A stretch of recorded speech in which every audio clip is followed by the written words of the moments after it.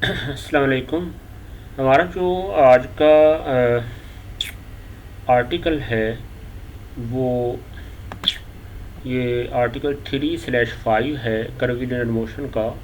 ये kinetics of particles का chapter number 3 में से ये आर्टिकल है और ये मिड के बाद जो है हमारा एक तरह से पहला लेक्चर है।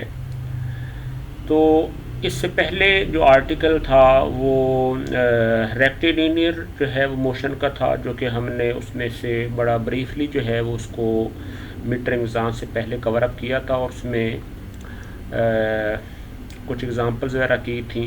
एक्सरसाइज प्रॉब्लम का भी रेफरेंस दिया था किसी प्रीवियस जो है वो लेक्चर में से, लेकिन हम उसको ज़्यादा डिटेल से नहीं कर पाए ड्यू टू जो है वो टाइम लिमिटेशन। तो हाउएवर चूँकि ये एक्सटेंसिव जो है वो कोर्स है, इसके अंदर काफ़ी सारे न्यूमेरिकल्स होते हैं, तो इसलिए जो है वो हर आर्टिकल को जो है वो 100% जो है वो कवरेज अगर करें तो उस पर तो जो है ना वो फिर पूरा सेमेस्टर ही जो है ना वो एक ही आर्टिकल पे कमांड पे लग जाएगा। तो इसलिए जो है वो आर्टिकल 3/5 मिनट के बाद जो है वो मैंने यहाँ से स्टार्टअप जो है वो मकसद लिया है। अब ताकि जो है वो स्टूडेंट को हर आर्टिकल के बारे में थोड़ी बहुत नो हाउ हो और हम उसको जो है वो मकसद कह लें कि एटलीस्ट 50% जो है वो हम उसको टच कर लें।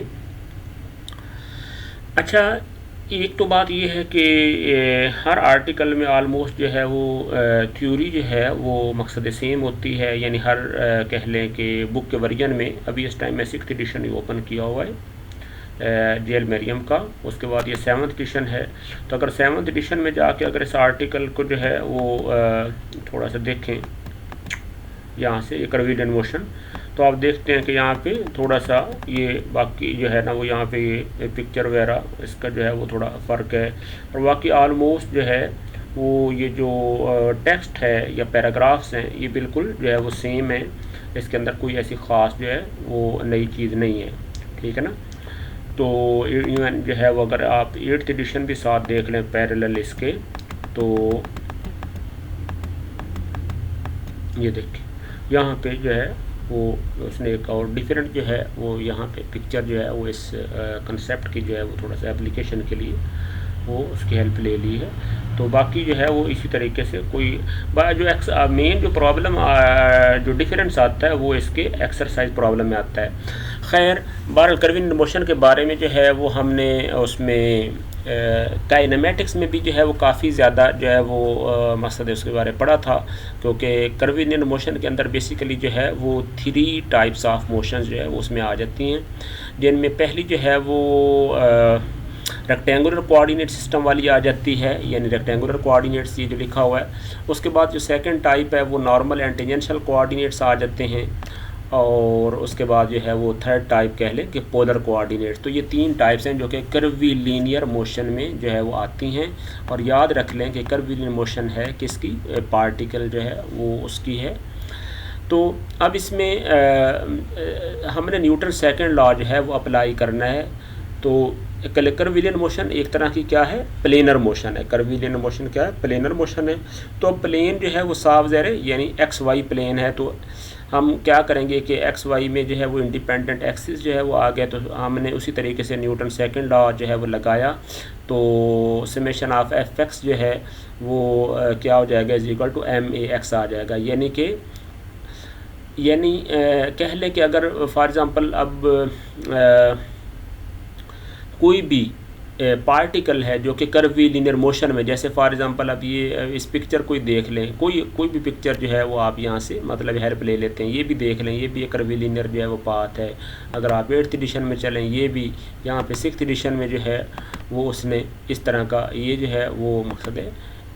तो अब कोई भी जो है वो आप बुक में से जो है वो देखें, तो एक्चुअल जो कंसेप्ट है वो यही है कि हमने जो है वो इसके जिस प्लेन में जो है वो पार्टिकल जो है वो मूव कर रहा होगा, तो साफ ज़रा ना तो वो अलॉन्ग एक्स एक्सिस है ना ही वो अलॉन्ग वाई एक्सिस है। तो हम क्या करेंगे, वो जो उसकी जो मोशन होगी वो हम उसको क्या करेंगे, 2 इंडिपेंडेंट एक्सिस में एक्स और वाई में रिजॉल्व कर लेंगे।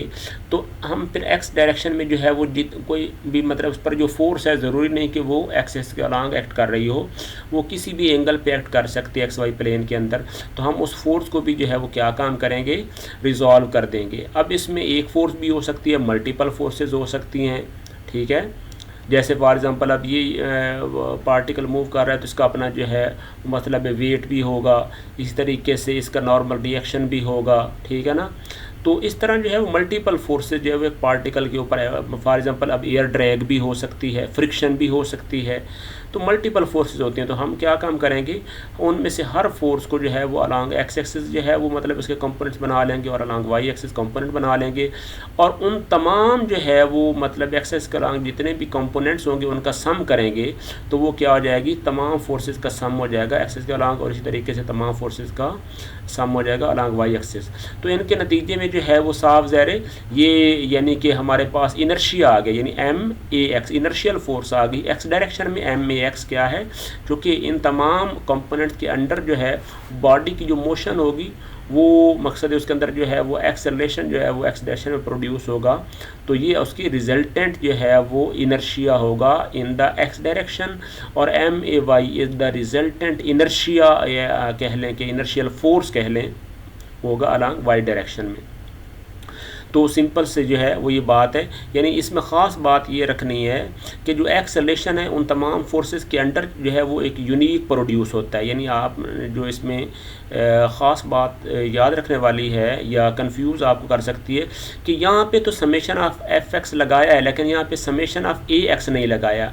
यानी कि आप ये न समझें कि यहाँ पे जो है वो समेशन का साइन एक्सेलेरेशन के साथ भी तो लगाना चाहिए ना, लेकिन ऐसी बात नहीं है। क्यों?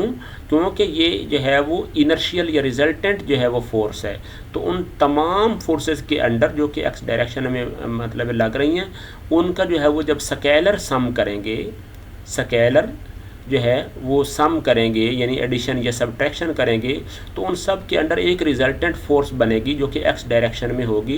तो वो जो एक फोर्स बनेगी जो कि समेशन के बाद अचीव होगी, वो हमें एक यूनिक एक्सेलेरेशन देगी एक्स डायरेक्शन में। तो उसको जब हम इनर्शिया से मल्टीप्लाई करेंगे मैस के साथ, लीनियर इनर्शिया, मैस को लीनियर इनर्शिया कह सकते हैं, तो ये जो है वो क्या हो जाएगा, एक्स डायरेक्शन में उसकी रिजल्टेंट फोर्स आएगी। ये रिजल्टेंट फोर्स है एक्स डायरेक्शन में। और इसी तरीके से समेशन ऑफ एफ वाई उसी तरीके से करेंगे तो इसकी इनर्शियल फोर्स जो है वो आ जाएगी वाई डायरेक्शन में। अब फ़ायदा क्या हो गया कि ये हमारी इंडिपेंडेंट फोर्सेस आ गई एक्स और वाई में, जहाँ पे उसने मतलब फर्दर बता दिया कि अगर एक्स कोऑर्डिनेट जो है वो मतलब डिस्प्लेसमेंट का है तो उसका डबल डेरिवेटिव क्या हो जाएगा, एक्सेलरेशन आ जाएगा एक्स में, और डबल डेरिवेटिव वाई का आ जाएगा, मकसद है एक्सेलरेशन जो है वो वाई डायरेक्शन में। अब इसी तरीके से अब नॉर्मल टेंजेंशियल की अगर जो है वो बात करें तो उसमें जो है वो सिचुएशन जो आ जाती है वो ये है कि यानी कि हमने क्या करना है कि अगर मतलब कर्वी लीनियर जो है वो कोई पाथ है तो आपको आपने वहाँ पे जो है वो क्या करना है, नॉर्मल और टेंजेंशियल एक्सिस ड्रॉ कर देने हैं, सही है ना। तो साफ जो नॉर्मल एक्सिस होगा, क्योंकि ये बहुत सारी बातें जो है वो यहाँ पे अब ज़्यादा डिटेल के साथ नहीं की जा सकती, हमने हमारा जो मेन पर्पज़ है वो problem solution point of view है। तो हमें पता है कि जो हम उस पर नॉर्मल एक्सिस ड्रा करते हैं तो नॉर्मल एक्सिस हमेशा क्या होता है, सेंटर ऑफ कर्वेचर की तरफ होता है। तो उसी तरीके से हम क्या काम करेंगे, यानी तमाम फोर्सेस जो है ना, फोर्सेस ज़रूरी नहीं कि सारी वो नॉर्मल एक्सिस के अलॉन्ग ही हों, लेकिन हमने हर फोर्स को क्या है एन एक्सिस के अलॉन्ग और टी एक्सिस के अलॉन्ग रिजॉल्व कर लेना है। तो बिल्कुल इसी तरीके से जैसे हमारे पास ये इक्वेशन आ गई है, वहाँ पे भी दो इंडिपेंडेंट एक्सिस आ जाएंगे, नॉर्मल एक्सिस और टेंजेंशियल एक्सिस। तो हम जो है वो उन फोर्सेस को जो है वो सम करेंगे जो एन एक्सिस के अलॉन्ग होंगी, तो हमें वो एक्सेलरेशन देंगी नॉर्मल एक्सिस के अलॉन्ग, तो ये नॉर्मल एक्सिस के अलॉन्ग इनर्शिया आ जाएगा, और फिर इसी तरीके से टेंजेंशियल एक्सिस के अलॉन्ग रिजॉल्व करेंगे तो वो आ जाएंगी टेंजेंशियल एक्सिस के अलॉन्ग रिजल्टेंट जो है वो इनर्शिया ये आ जाएगा। ये एम ए टी क्या है, इनर्शियल फोर्स है, इनर्शियल फोर्स है अलॉन्ग द टेंजेंशियल एक्सिस, और M A N is the inertial force है along the normal axis curvilinear के केस में। तो यहाँ पे उसने फर्दर वही जो है वो मकसद है उसके अल्टरनेटिव जो है वो एक्सप्रेशन बता दी जो कि पिछले चैप्टर में थे कि एन किस के बराबर होता है, वो रो बीटा डॉट स्क्वायर के बराबर हो सकता है, या वी स्क्वायर और रो के बराबर हो सकता है, या वी बीटा डॉट होता है। तो ये ए एन जो है वो इसके ये जो है वो तीनों अल्टरनेटिव्स जो है वो आपने याद रखने हैं, जो कि इनकी जो है वो डिफरेंट प्रॉब्लम में सलूशन की ज़रूरत पड़ती है। तो अच्छा, इसमें अगेन जो है वो ये बात बता रहा हूँ कि ये फार्मूलाज इसी स्टेज पे यू बीइंग द इंजीनियर इनको जो है वो क्रैम कर लें, तो कि एग्ज़ाम में जो है वो ऐसे कोई भी फार्मूलाज जो है वो वहाँ पे प्रोवाइडेड नहीं होते। तो आप लोग जो है वो फिर बाहर चल के जाके इन फार्मूलाज को देखते हैं कि इस पर कौन सा फार्मूला लगना है, तो आप एज अ प्रैक्टिस इन जो है वो फार्मूलाज को जो है वो रट लें, इनको याद कर लें।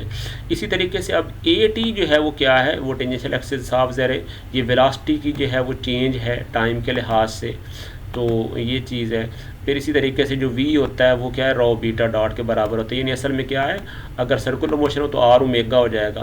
तो रॉ असल में जो है वो सिंबल इसलिए यूज़ होती है कि अगर उसका रेडियस ऑफ कर्वेचर जो है वो हर इंस्टेंट के ऊपर चेंज हो रहा हो, यानी वेरिएबल अगर जो है वो रेडियस हो तो हम उसको रॉ से यूज़ कर देते हैं, और अगर कांस्टेंट रेडियस हो तो उसको जो है वो R से शो कर देते हैं, जैसे सर्कुलर केस में जो है वो होता है। तो बीटा डॉट भी इसी तरीके से क्या है, वो उसकी जो है वो रेडियल जो चेंज है। अब पोलर कोऑर्डिनेट्स की तरफ आते हैं, तो उसमें बिल्कुल उसी तरीके से क्या हो जाएगा, साफ ज़र हम रेडियल एक्सिस और थीटा एक्सिस होंगे, जो कि उसी तरीके से पहले एक्सप्लेन कर दिए गए हुए हैं कर्विलिन काइनेमेटिक्स वाले चैप्टर में, चैप्टर नंबर 2 में, वो आप देख लें कि उसमें क्या सिचुएशन जो है वो हो जाती है। Summation of all the forces along the radial axis, यानी हम क्या है हर फोर्स को रिजॉल्व कर लेंगे रेडियल एक्सिस और थीटा एक्सिस में, और फिर इसी तरीके से ये हमारे पास इनर्शिया आ जाएगा अलॉन्ग द रेडियल एक्सिस, और ये इनर्शियल फोर्स आ जाएगी अलॉन्ग द थीटा एक्सिस, जहाँ पे हमें पता है कि AR किसके बराबर है, R डबल डॉट माइनस जो है R theta dot square and A theta क्या R theta double dot plus R2R dot theta dot वगैरह। तो ये तो अब इसमें जो है वो ख़ास जो है वो इम्पॉर्टेंट बात जो है वो ये आगे कि हमने इन तीनों जो है वो आर्टिकल से हमने ये आगे सैम्पल प्रॉब्लम करने हैं। लेकिन अब हमें सैम्पल प्रॉब्लम करने से पहले हमने असल में क्या करना है, इनको पैरेलल लेके चलना है। इससे एक अगला आर्टिकल है, हम उस आर्टिकल को भी साथ उसकी जो है वो थ्योरी के भी जो है ना उसका भी इसका एप्लीकेशन करना है, और इसमें जो है वो हमने पैरेलल लेके चलना है। तो उससे अगला जो है वो आर्टिकल अगर आप देखें तो वो आ जाता है यहाँ पे, ये देखें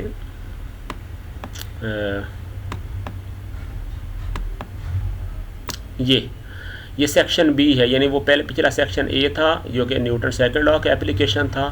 तो इसके बाद जो है वो चैप्टर का सेकंड पार्ट है, वो है section B work and energy. तो अब हमने वर्क एनर्जी को भी साथ लेकर चल रहे हैं, पैरेलल लेकर चलना है, क्योंकि इसके अंदर जो प्रॉब्लम एग्ज़ाम में आएंगे इनमें से जो है वो पिछला कर्वीलिनियर वाले को मिला के एक ही प्रॉब्लम जो है वो एग्ज़ाम में जो है वो आ जाएगा, जिसके ऊपर दोनों कंसेप्ट जो है वो अप्लाई होंगे, वर्क एनर्जी से भी और उसके कर्वीलिनियर मोशन की न्यूटन सेकंड लॉ का भी एप्लीकेशन हो जाएगा। तो अब हमें अब इसमें एडवांटेज क्या है वर्क एनर्जी का और उसमें न्यूटन सेकंड लॉ का, इसका जो है वो क्या फ़र्क है। तो इसमें जो है वो बड़ी इंपॉर्टेंट जो है वो ये बात उसने यहाँ पे लिखी हुई है। अगर मैं इसको जो है वो जस्ट फॉर योर नॉलेज अगर इसको जो है वो पढ़ूँ तो वो देखते हैं, वो कहता है कि in the previous 2 articles we applied Newton second law F=ma to various problems of particle motion to establish the instantaneous relationship between the net force acting on a particle and the resulting acceleration of the particle. When we need to determine the change in the velocity or the corresponding displacement of the particle, we integrated the computed acceleration by using the appropriate kinematic equations. अच्छा, अब ये जो है वो यहाँ पे एक चीज़ जो है वो बड़ी इंपॉर्टेंट कहता है, इसको आगे जो है वो थोड़ा पढ़ें। वो कहता है कि there are 2 general classes of the problem in which the cumulative effects of the unbalanced forces acting on a particle are of interest to us. These cases involve, number 1 क्या है कि integration of the forces with respect to the displacement of the particle, and second क्या चीज़ है कि integration of the forces with respect to the time they are applied. ठीक है, यानी कि जो इसमें वो क्या कहता है कि there are 2 general classes of the problems in which the cumulative effects of the unbalanced forces acting on a particle are of interest to us.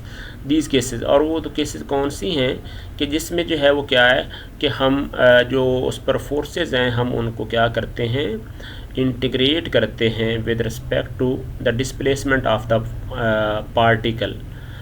तो वो क्या आ जाता है, यानी कि वर्क आ जाता है हमारे पास, यानी कि पार्टिकल पार्टिकल पर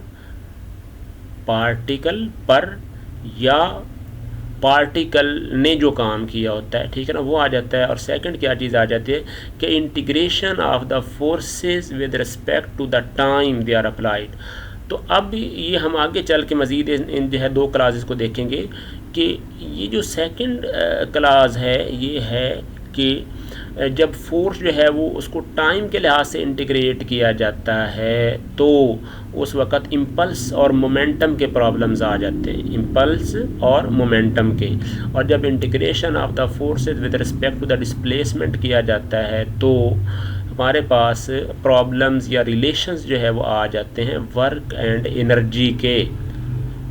सही है ना, ठीक है, तो ये आ जाएंगे। अच्छा, वी में incorporate the results of these integrations directly to the governing equation of the motion so that it becomes necessary to solve directly for the acceleration. Integration with respect to the displacement leads to the equations of work and energy. तो ये देख लें वही बात जो ऊपर मैंने बताई है कि integration of the force with respect to displacement करेंगे तो हमारे पास वर्क एनर्जी के रिलेशन आएंगे और which are the subject of this article. Integration with respect to the time जो है वो अगर करें तो वो क्या that leads to the equations of impulse and momentum. तो ये आगे जो है वो इसी तरह सेक्शन सी आएगा तो उसके अंदर उसको भी जो है वो थोड़ा ब्रीफली हम देखेंगे क्योंकि ये बहुत एक्सटेंसिव जो है वो इसमें अंदर प्रॉब्लम्स जो है वो करना पड़ते हैं ताकि जो है वो आपको इसके कॉन्सेप्ट्स क्लियर हों। तो अब वो डेफिनेशन ऑफ वर्क, अब इसमें अंदर ज़्यादा डिटेल में जो है वो नहीं जाएंगे जो कि आपने जो है वो इनिशियल फिजिक्स वगैरह में जो है वो FSC वगैरह में इसके बारे में पढ़ा हुआ है। तो हमें जो है वो पता है कि जो अगर ये DU, अच्छा अब इसमें भी ये हो सकता है कि अब आप स्टूडेंट ये सोच सकते हैं अब DU असल में क्या है कि डिफरेंशियल वर्क है। अब इसको अगर आप इस डायग्राम को समझें, ये डायग्राम जो दी हुई है इसका रेफरेंस फिगर 3/2, तो इसके अंदर ये कर्वीलियर मोशन में जो है वो कोई पार्टिकल जो है वो यहाँ पे मतलब चल रहा है। तो अब सिचुएशन क्या हुई, अब कर्वीलियर मोशन में वो पॉइंट A पर जो है वो मौजूद है। तो अब इस पाथ का जो है वो साफ ज़ाहिर है, यानी ये किसी भी जगह कोई रैंडम कह लें, ठीक है ना। तो यहाँ पे हमने उसका यानी कि रेफरेंस, यानी इसका ये R क्या चीज़ है, उसका पोजीशन वेक्टर है, किसका, इस पार्टिकल जो कि पॉइंट A पर मौजूद है इस कर्वीलिनियर पाथ पे। ये कर्वीलिनियर पाथ है, पॉइंट A पर पार्टिकल मौजूद है और ये पॉइंट वो आर्बिट्रेरली, याद रख लें कि इस टाइम रेडियस ऑफ कर्वेचर नहीं है, ये आपने कंफ्यूज नहीं होना कि ये कोई रेडियस ऑफ कर्वेचर है। ये पॉइंट वो आर्बिट्रेरली इस प्लेन के अंदर कहीं लिया गया है और उसमें क्या है, इसका ये पोजीशन वेक्टर है। तो अब जो है वो क्या है, डिफरेंशियल टाइम कह लें कि dt कह लें, या मतलब इसके अंदर जो है वो डिफरेंशियल टाइम के बाद या डिफरेंशियल जो है वो एंगुलर डिस्प्लेसमेंट के बाद वो जो पोजीशन वेक्टर है वो चेंज होकर क्या चीज़ हो गई, dr + dr, यानी कि ये dr उसका पोजीशन वेक्टर जो है वो ये पोजीशन वेक्टर्स का डिफरेंस आ गया, किसका, यानी कह लें कि एक न्यू पोजीशन वेक्टर जो है वो इसको कह देते हैं कि r डैश कह दें। तो ये क्या है, r है। तो अब वेक्टर्स है ना, तो r डैश और r का यानी जो ओरिजिनल था पोजीशन वेक्टर, इनका जो वेक्टर डिफरेंस होगा ना वो असल में क्या है, ये dr है, वो क्या है, dr है। तो अब ये नेट कह लें कि उसका पोजीशन वेक्टर है जो कि A से लेकर न्यू पोजीशन A डैश तक आया। और याद रख लें कि ये डिफरेंशियल है, एक्चुअली ये बिल्कुल साथ साथ हैं लेकिन सिर्फ एग्जेजरेट करके दिखाया गया है। तो ये चीज़ है। तो अब इसके दरमियान जो है, अच्छा अब ये किया क्यों गया है, अब स्टूडेंट ये क्वेश्चन कर सकते हैं कि सर इसमें जो है वो क्या ज़रूरत पड़ी है कि हम ये डिफरेंशियल जो है वो डिस्प्लेसमेंट ले रहे हैं, dr का डिफरेंशियल डिस्प्लेसमेंट। तो वो इसलिए ले रहे हैं कि हम ये कहते हैं कि एक्चुअल तो क्या होता है कि इस कर्वीलियर मोशन पे जो फोर्स होती है वो हर मोमेंट पे साफ ज़ाहिर मतलब चेंज होती रहती है, ठीक है ना, क्योंकि उसके ऊपर जो है वो वर्क होता है, वो रेजिस्टिव फोर्सेस होती हैं। लेकिन अब ये है कि इस डिफरेंशियल इंटरवल के दरमियान ये जो फोर्स है that is assume to be constant. ये देख लें कि अब यहाँ पे जो है वो DU यानी कि डिफरेंशियल वर्क इसके दरमियान जो है वो किया गया है, वो कितना वर्क किया गया है, वो असल में क्या चीज़ है कि जो टोटल फोर्स लगी है, अब हालांकि उसने फोर्स को जो है वो डिफरेंशियल फोर्स नहीं कहा, हालांकि होना तो ये चाहिए था कि अगर वो डिफरेंशियल जो है वो ए से ए डैश तक गया है तो फोर्स में भी तो डिफरेंशियल चेंज आनी चाहिए थी, लेकिन नहीं। इट इज़ एज्यूम्ड कि इसके दौरान जो है वो फोर्स कांस्टेंट रही है, तो इस वजह से ये डिफरेंशियल आर के दरमियान जो है वो डिफरेंशियल ये डी यू। अब स्टूडेंट ये भी क्वेश्चन कर सकते हैं कि ये u का सिंबल क्यों यूज़ की गई है, वर्क तो w से जो है वो शो होता है, तो u क्यों है। तो आप इसका जो है ना वो कोई ऐसी को ख़ास लॉजिक नहीं है, बस आप अपने तौर पे जो है इसको ये याद रख सकते हैं कि u मीन्स यूज़फुल वर्क, जो कि आपको पता है कि आपने बेसिक फ़िज़िक्स में भी जो है वो इस चीज़ को जो है वो स्टडी किया है कि जो वर्क होता है वो हमेशा जो है वो जब कोई displacement in the direction of the force जो है वो ट्रैवल किया जाए तो तब आता है।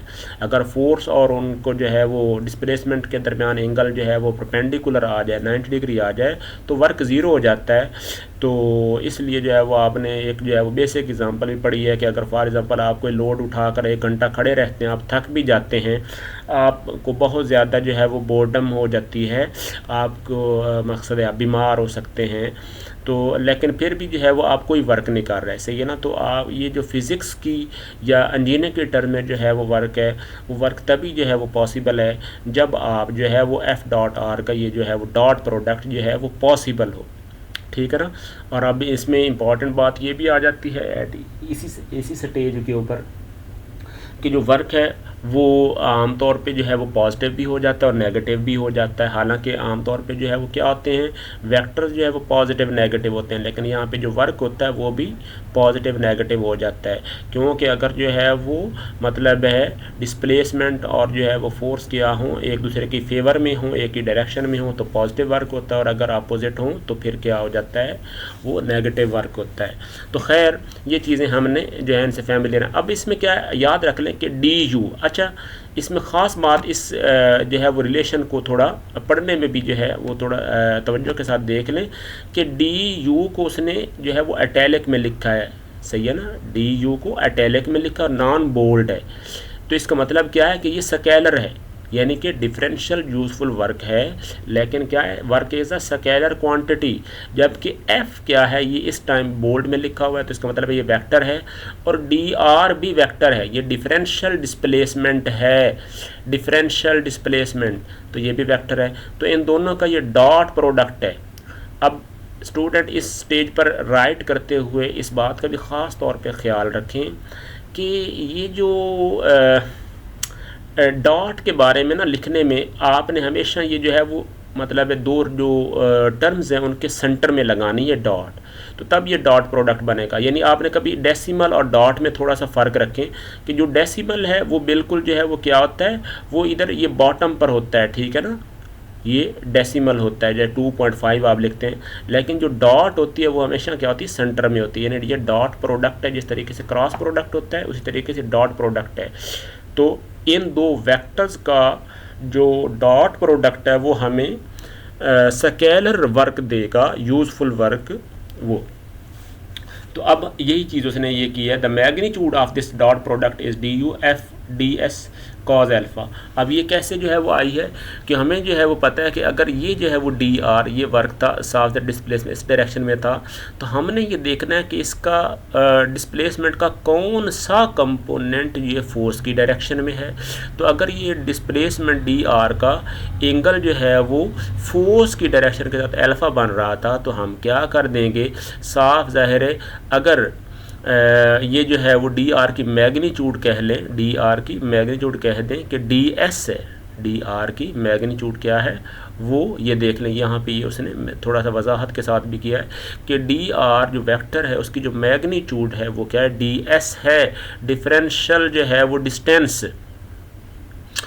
तो ये एंगल जो है उसके साथ क्या आ जाएगा, डी एस कॉज एल्फ़ा आ जाएगा। तो यानी जो वर्क होगा वो क्या आ जाएगा, force multiplied by D S cause alpha. तो ये चीज़ लिख दी है, ठीक है ना। तो जो परपेंडिकुलर कंपोनेंट होगा डिस्प्लेसमेंट का उसके अलॉन्ग साफ ज़ाहिर वो वर्क जो है उसका ज़ीरो होगा। या दूसरी डायरेक्शन, दूसरी तरीक़ाकार क्या हो सकता है कि जो है वो अगर आपने डी एस जो है वो टोटल वर्क लेना तो हमें फोर्स को रिजॉल्व कर देते हैं, जो कि ये एंगल और ये एंगल सेम होगा, से ना ये एंगल यानी ये एंगल और ये एंगल सेम होगा। तो फोर्स को जब रिजॉल्व करेंगे तो ये जो फोर्स होगी, चूँकि ये पाथ पर ये टेंजेंशियल डायरेक्शन में है, तो ये हम फोर्स का टेंजेंशियल कंपोनेंट करेंगे। तो यानी हमें उसूल जो है वो यहाँ पे ये पता चल गया क्या है कि जो कर्वीलिनियर मोशन में जो वर्क होता है वो सिर्फ और सिर्फ जो है वो टेंजेंशियल फोर्सेस करती हैं। अगर आप एन और टी सिस्टम ले रहे हैं तो जो टेंजेंशियल फोर्स होती है, जो कि वो हमेशा कर्वीलिनियर पाथ पे टेंजेंट होती है, तो इसका मतलब क्या है कि सिर्फ टेंजेंशियल फोर्सेस वर्क करती हैं। कोई भी फोर्सेस जो कि परपेंडिकुलर या नॉर्मल फोर्सेस होती हैं उनका वर्क जो है वो क्या होता है, ज़ीरो होता है। तो ये हमें उसूल जो है वो याद रखना होगा। तो ये काम किया है। तो ये नॉर्मल फोर्स है, तो साफ ज़रा देख रहे नॉर्मल फोर्सेज या डिस्प्लेसमेंट पर नॉर्मल है तो इसका वर्क ज़ीरो है। तो ये चीज़ है। तो ये चीज़ वो कह रहा है कि angle between F and D और वी आर डी मैग्नीट्यूड। तो ये चीज़ें जो है वो मकसद है ये चीज़ें। तो फर्दर मोर अब ये देखें यहाँ पर उसने अल्टरनेट रिलेशन जो है लिख दिया है कि ये यूज़फुल वर्क किसके बराबर है, एफ टी डी एस, यानी ये टेंजेंशियल फोर्स और multiplied by D S. Total displacement जो है वो उसके अलॉन्ग आप सिर्फ फोर्स का टेंजेंशियल कंपोनेंट ले सकते हैं, या अगर टोटल फोर्स लेनी है तो फिर हमें उसका वो कंपोनेंट डिस्प्लेसमेंट का लेना पड़ेगा जो कि फोर्स के अलॉन्ग है या उसकी डायरेक्शन में है। तो ये चीज़ है, यानी ये रिलेशन भी आप जो है वो लिख सकते हैं। इस रिलेशन में ये जो है वो वेक्टर फॉर्म में लिखा हुआ है, हमें डॉट प्रोडक्ट लेना पड़ेगा, और ये उसकी जो है वो एक स्केलर फॉर्म है कि जिसमें हमने फोर्स जो है वो टेंजेंशियल कंपोनेंट उसका लिया है और उसका नेट डिस्प्लेसमेंट जो है वो लिया है। तो ये चीज़ जनाब, ये चीज़ आ गई। तो अब ये चीज़ें बाकी यूनिट्स ऑफ वर्क हमें जो है वो पता है, इसको आपने सारे को आर्टिकल को जो है वो पढ़ना है। फर्दर मोर यहाँ पे ये कैलकुलेशन ऑफ वर्क वगैरह लिखी हुई हैं, ये सारा कुछ साफ ज़ाहिर है। फोर्स के डॉट प्रोडक्ट, तो फोर्स को जो है वो साफ ज़ाहिर है अगर उसका एक्स कंपोनेंट लेंगे तो इसी तरह डिस्प्लेसमेंट का भी जो है वो एक्स कंपोनेंट ले लेते हैं, वाई कंपोनेंट, इस तरीके से फोर्स के जितने भी कंपोनेंट होंगे तो ये सारा कुछ जो है वो ये चीज़ आ जाएगी। तो ये अब एग्ज़ाम्पल्स ऑफ वर्क जो है वो आगे आ जाती हैं। तो ये जो है वो उसने जो है वो डायग्राम में से बनाई है, सही है ना, कि अगर आप जो है उस बॉडी को यहाँ से उसका जो है वो टोटल डिस्प्लेसमेंट लेंथ एल से जो है वो शो किया हुआ है, तो अगर फोर्स एंगल एल्फा पे लग रही है तो आपने जो है वो साफ ज़ाहिर है एक्स डायरेक्शन में देखना है कि उसका जो है वो कितना जो है वो डिस्प्लेसमेंट जो है वो ट्रैवल हुआ है, सही है ना। तो ये हम इसका आगे जो है एप्लीकेशन देखेंगे इनकी। अच्छा, अब इसके बाद जो है वो सेकंड इंपॉर्टेंट चीज़ जो है वो क्या है कि work associated with the spring force. तो अब जो है वो स्प्रिंग फोर्स का वर्क जो है उसके लिए जो है वो आपने बस ये रिलेशन जो है वो मेनली याद रखना है। असल उसमें प्रॉब्लम क्या होती है कि अच्छा ये U1 to 2 क्यों लिखा हुआ है। U1 to 2 असल में क्या है कि दो स्टेट्स के दरमियान जो है वर्क होता है, साफ ज़ाहिर है दो डिस्टिंक्ट पॉइंट के दरमियान। तो स्टेट 1 और 2 के दरमियान हम क्या है ये एफ डॉट का जो है वो साफ ज़ाहिर अगर चूँकि ये था ऊपर जो वर्क आपने देखा है कि ये जो वर्क था ये डिफरेंशियल वर्क था ना, तो अब टोटल वर्क आपने देखना है ना दो स्टेट्स के दरमियान, तो वो क्या हो जाएगा साफ ज़ाहिर हम उसका इंटीग्रेशन कर देंगे। तो वही काम जो है वो यहाँ पे किया है कि जनाब जो अगर स्प्रिंग जो है यानी कि मैस जो है वो दो स्टेट्स के दरमियान, अगर आप यहाँ पे देखें उसने फिगर का रेफरेंस जो है वो दिया होगा, फिगर 3/5A उसने कही है, तो देखें इसको ये देखें फिगर 3/5A। तो यहाँ पर जो है वो सिचुएशन जो है वो ये उसने बताई है कि अगर फॉर एग्जांपल ये उसकी कह लें कि इनिशियल ये डैश्ड पोजीशन क्या है, उसकी अनस्ट्रेच्ड पोजीशन है, अनडिफॉर्म्ड या इक्विलिब्रियम पोजीशन है, तो उसके बाद उसको एक्स डिस्प्लेसमेंट दिया गया है। तो साफ ज़रा डिस्प्लेसमेंट इस डायरेक्शन में है dr, और जो रिस्टोरिंग फोर्स है वो इस डायरेक्शन में है। तो अब ये मकसद है कह लें कि ये स्टेट 1 आ गई और ये स्टेट 2 आ गई, ठीक है ना। तो यही काम जो है वो मकसद इसमें किया गया है। ये देखें कि एफ डॉट डी आर। तो अब हम क्या करेंगे, जो फोर्स है वो हमें पता है कि किसके बराबर होती है, रिस्टोरिंग फोर्स जो है वो के एक्स के बराबर होती है, और अगेन कि वो क्या है जो कि डिस्प्लेसमेंट एक्स राइट की तरफ पॉजिटिव लिया गया और वो क्या है लेफ़्ट की तरफ थी, तो माइनस के एक्स आ गया और आई डायरेक्शन में थी, और साथ क्या है डॉट प्रोडक्ट जो है वो डिस्प्लेसमेंट जो है वो एक्स डायरेक्शन में जो है वो साफ का कंपोनेंट आ जाएगा। तो ये जो है वो मकसद है वैल्यू आ जाएगी। तो इसका जो है वो इंटीग्रेशन करेंगे तो के एक्स डी एक्स क्या आ जाएगा, हाफ के एक्स स्क्वायर आ जाएगा।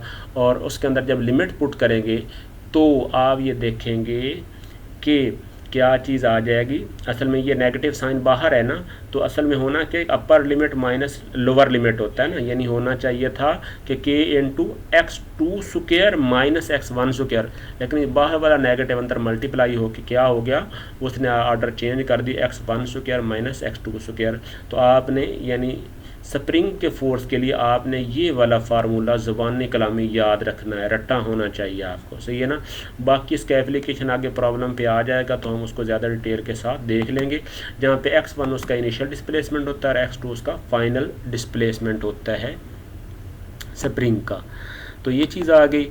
अब इसमें अंदर आगे जो इम्पॉर्टेंट चीज़ है ना, वर्क वेट के वर्क का थर्ड केस जो है वो मतलब लिखा हुआ है कि वर्क का सुस्ट पे था वेट, तो उसको भी देख लें कि यूज़फुल वर्क दो स्टेट्स के दरमियान अगर वेट जो है ग्रेविटी के अंडर वर्क होता है तो हमें जो है वो उसके बारे पता है कि जो फॉर एग्ज़ाम्पल अगर जो है वो यहाँ पे भी उसने जो है वो फिगर का रेफरेंस दिया होगा, ये फिगर देखें, फिगर 3/A देखें पहले,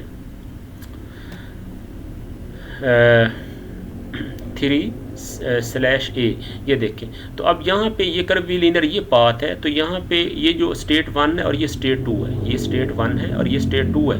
तो अब हुआ क्या है कि ये तो उसका इनिशियल एलिवेशन दिया हुआ है और इसका कह लें कि एक तरह का फाइनल एलिवेशन जो है वो दिया हुआ है ना, y1 और y2 वगैरह, ये देखिए y2 फाइनल एलिवेशन दिया हुआ है। तो अब स्टेट 1 to 2 को जो है वो पाथ ये फॉलो करके जो है ना पार्टिकल जो है वो गया है। तो असल में ये जो वर्क है वो क्या हुआ है, वेट के अगेंस्ट जो है वो मकसद है ट्रैवल हुआ है ना, तो इसलिए जो है वो इस वर्क को जो है वो क्या हो जाएगा, work done under the against gravity हुआ है, तो इसलिए जो है वो उसने -mg लिखा है, ठीक है ना, कि जो डिस्प्लेसमेंट है वो अब पॉजिटिव है लेकिन वेट जो कि डाउनवर्ड्स एक्ट कर रहा है, तो इसलिए ये नेगेटिव आ गया। और आगे क्या लिख दिया उसने, dxi और प्लस dy ये मकसद है आ गया उसका, यानी डिस्प्लेसमेंट को दो कंपोनेंट में उसने टोटली रिजॉल्व कर लिया। अब रिजॉल्व करने के बाद हमें पता है कि साफ ज़ाहिर अगर जो है वो वेट हमेशा जो कि वर्टिकल डायरेक्शन को वो जे डायरेक्शन लेता है, तो साफ ज़ाहिर जो वेट है हॉरिजेंटली, तो वेट जो कि एक्ट नहीं करता ना हॉरिजेंटली, तो जे क्रॉस आई या I cross J, sorry J dot I या आई डॉट जे वगैरह जो है वो क्या चीज़ आ जाएगी, ये तो ज़ीरो आ जाएगा, लेकिन अब जे डॉट जे जब लेंगे तो वो साफ ज़ाहिर 1 आ जाएगा। तो वर्क जो है वो हमेशा वर्टिकल के अलॉन्ग आ गया। तो ये जो है वो अब उसने क्या किया, dy इसका जो है वो ये काम किया है। तो बाकी फर्दर आप इसको -mg को अंदर मल्टीप्लाई करके आप लिख सकते हैं कि mg into y1 minus y2। तो ये जनाब बाकी इसका फर्दर जो एक्सप्लेनेशन आएगी जब हम इसका फार्मूलाज के ऊपर अप्लाई करेंगे प्रैक्टिकली। अच्छा, अब ये चीज़ सारी जो है वो आ गई। आगे जो है वो उसने ये ग्रेविटेशनल लॉ वगैरह भी जो है वो लिए हुए हैं, ठीक है ना, इनकी भी जब ज़रूरत पड़ती है हम इनको अप्लाई कर लेंगे, सही है ना, क्योंकि इस थ्योरी की जो है ना वो ये वजाहत करते जाएं तो फिर ये लेक्चर बहुत जो है वो लंबा हो जाएगा। अच्छा, अब यहाँ पर उसने एक प्रैक्टिकल पॉइंट ऑफ व्यू से जो है वो आगे वर्क एंड कर्वीलिनियर मोशन जो है वो इसको थोड़ा किया, तो ये इम्पॉर्टेंट है, इसको जो है वो ब्रीफली जो है वो देख लें। अब इसमें सिचुएशन जो है वो क्या है, उसने XYZ यानी कोई एक रेफरेंस कोऑर्डिनेट सिस्टम लिया है और इसमें पार्टिकल यहाँ पे स्टेट 1 से लेकर स्टेट 2 तक जो है वो जा रहा है, स्टेट 1 से स्टेट 2 तक जा रहा है। अगर यहाँ पे आर्बिट्रेरी जो है वो पॉइंट पर उसने क्या किया है, इसका पोजीशन वेक्टर लिया है और अब ये जो है वो फोर्स मकसद इस पर ये लग रही है एंगल अल्फ़ा पे, और अल्फ़ा किसके दरमियान है, ये जो है वो कह लें कि टेंजेंशियल डायरेक्शन के दरमियान और फोर्स की डायरेक्शन के दरमियान एंगल क्या है, alpha. Alpha is the angle between the tangential direction and the force direction, जो कि फोर्स ज़रूरी तो नहीं कि ऑटोमेटिकली टेंजेंट के आगे लग रहे तो हम उस फोर्स को रिजॉल्व कर लेंगे, टेंजेंशियल कंपोनेंट आ जाएगा, दूसरा ये नॉर्मल कंपोनेंट आ जाएगा। लेकिन अब इसमें जो है वो आगे वर्क जो है वो क्या करना चाहता है, ये हम आगे चल के देखते हैं कि वो हमें यहाँ पे एक प्रिंसिपल जो है ना वो प्रोवाइड करता है। अच्छा, अब ये देखें, ये हम ऑलरेडी जो है वो पढ़ चुके हैं कि U1 to 2 वर्क जो है वो F.dr के बराबर हो जाएगा, और ये जो है वो डिस्प्लेसमेंट साफ ज़ाहिर है S1 to S2 ये जो है वो मतलब लिमिट हम लेंगे FTds आ जाएगा। और यहाँ पे F जो है वो अगर न्यूटन सेकंड लॉ से जो है वो अप्लाई करें तो क्या चीज़ आ जाएगी, यानी MA अगेन जो है देखें कि M स्केलर है और A क्या है, वेक्टर है, तो इसलिए MA और .dr ले लेंगे। अब यहाँ पे वो जो है वो क्या काम जो है वो करना चाहता है, यहाँ पे वो कहता है कि बट A.dr हमें जो है वो इसके बारे पता है कि ये किसके बराबर होता है, क्योंकि जो एक्सेलेरेशन हम लेंगे वो क्या चीज़ हो जाएगी, वो टेंजेंशियल जो है वो एक्सेलरेशन आ जाएगा, और जो डिस्प्लेसमेंट है डी आर की यानी कि मैग्नीट्यूड जो है वो क्या चीज़ आ जाएगी, वो डी एस आ जाएगी। तो ए डॉट डी आर जो है वो किसके बराबर है, वो डी एस के बराबर है। ठीक हो गया। तो अब जो है वो ये उसने अप्लाई किया है कि एफ डॉट डी आर। अच्छा, अब हमें पता है कि ए टी डी एस हमें जो है वो उस फार्मूला का पता है कि ये किसके बराबर होता है, वी डी वी के बराबर होता है। ठीक है ना, ये हम जो है वो जानते हैं रिलेशन के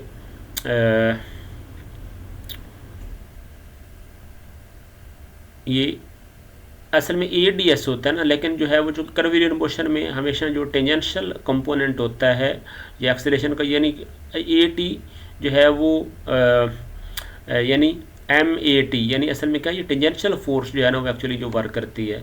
तो हमें पता है कि ए डी एस किसके बराबर होता है, वो ये वी डी वी के बराबर होता है। ये हम चैप्टर जो है वो के स्टार्ट में हमने रेक्टिलिनियर में जो है वो देखे थे ये रिलेशन। आप सबको जो है वो उसको थोड़ा सा रिकॉल कर लें। मैं आपको अभी जो है वो यहाँ से दिखा भी देता हूँ।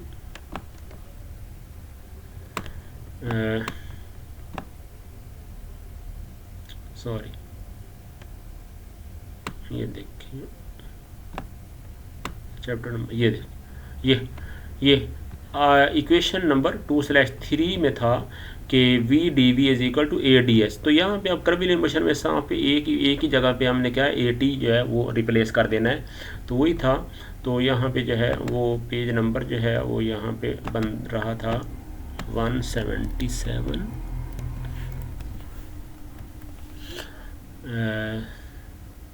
सॉरी, यहाँ पे आ जाए।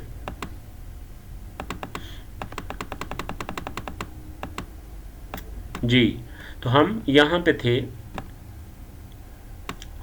यानी ये वाला उसकी जो है वो वैल्यू पुट कर दिया, एफ डॉट डी आर ये किसके बराबर था, M A dot D R, यानी कि असल में क्या है कि ये दो वेक्टर थे। तो अब इनके जो है वो साफ ज़रा एफ किसका एम ए का बराबर है, तो अब साफ ज़रा इसमें जो है वो एक्सेलेरेशन जो वेक्टर आ गए, चूँकि एम तो स्केलर है ना, तो डॉट प्रोडक्ट ए और डॉट डी आर का आ जाएगा। यानी असल में क्या एफ डॉट डी आर में परेशानी की बात नहीं है या कन्फ्यूजन की कि एफ जो है वो एम ए के बराबर होता है ना वेक्टर।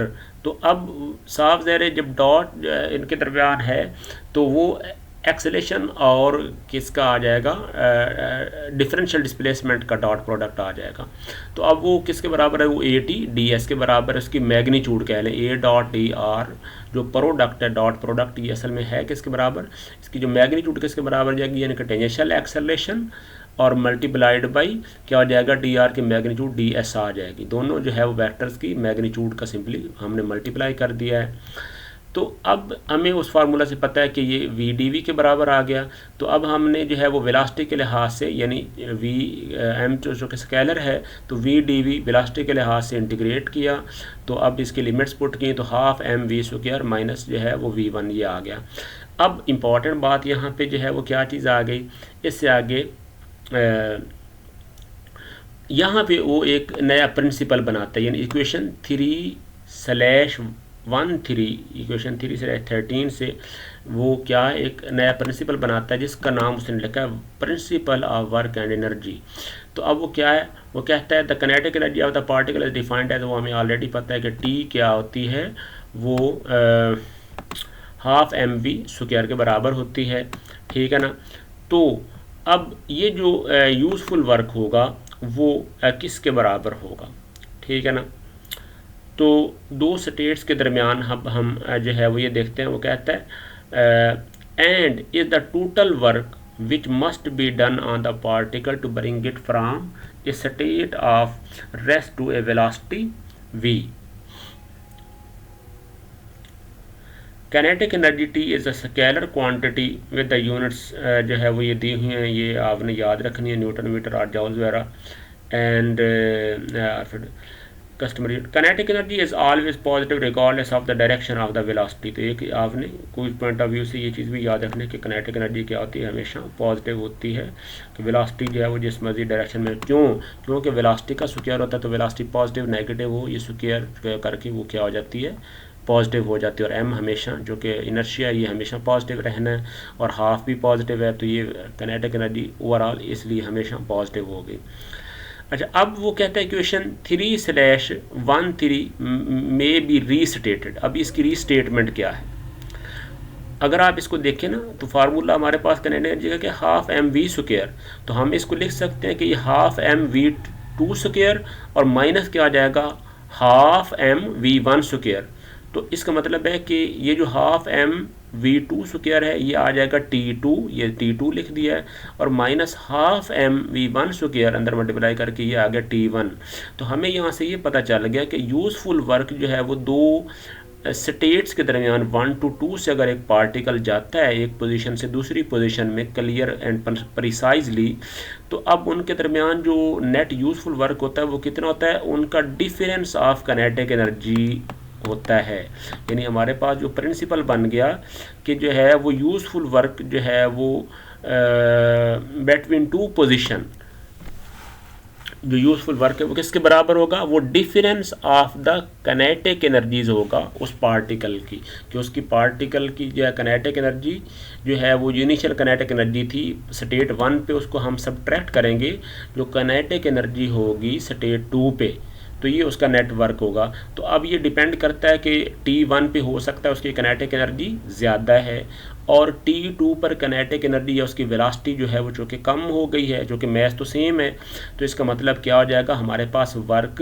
नेगेटिव आ जाएगा, सही है ना। तो यूज़फुल वर्क क्या आ जाएगा, नेगेटिव, ठीक है। तो अगर इसी तरीके से अगर जो है वो T1 पे उसकी वेलोसिटी थोड़ी है लेकिन T2 पे ज़्यादा है, तो साफ ज़ाहिर काइनेटिक एनर्जी जो है वो स्टेट 2 पे ज़्यादा होगी और T1 पे थोड़ी होगी, तो हमारे पास यूज़फुल वर्क जो है वो मकसद क्या होगा, पॉजिटिव होगा, ठीक है ना। तो हमारे पास ये उसूल आ गया।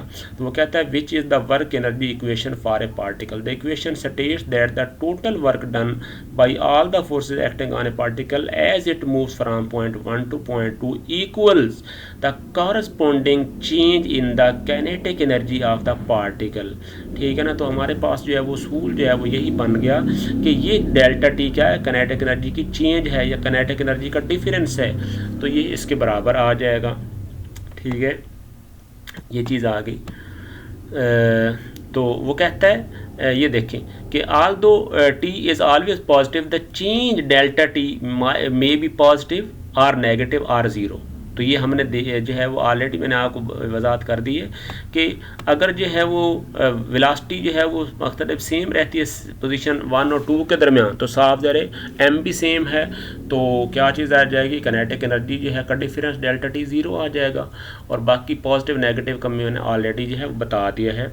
मैं return in this concise form equation 3/15 tells us that the work always results in a change of kinetic energy. यानी हमें यहाँ पे उसूल का ये पता चल गया कि जब भी एक पार्टिकल को दो स्टेट्स के दरमियान मूव करवाया जाएगा तो क्या हो जाएगा, वो यूज़फुल वर्क किसके बराबर होगा, वो काइनेटिक एनर्जी जो है वो चेंज के बराबर होगा, results in the change of kinetic energy.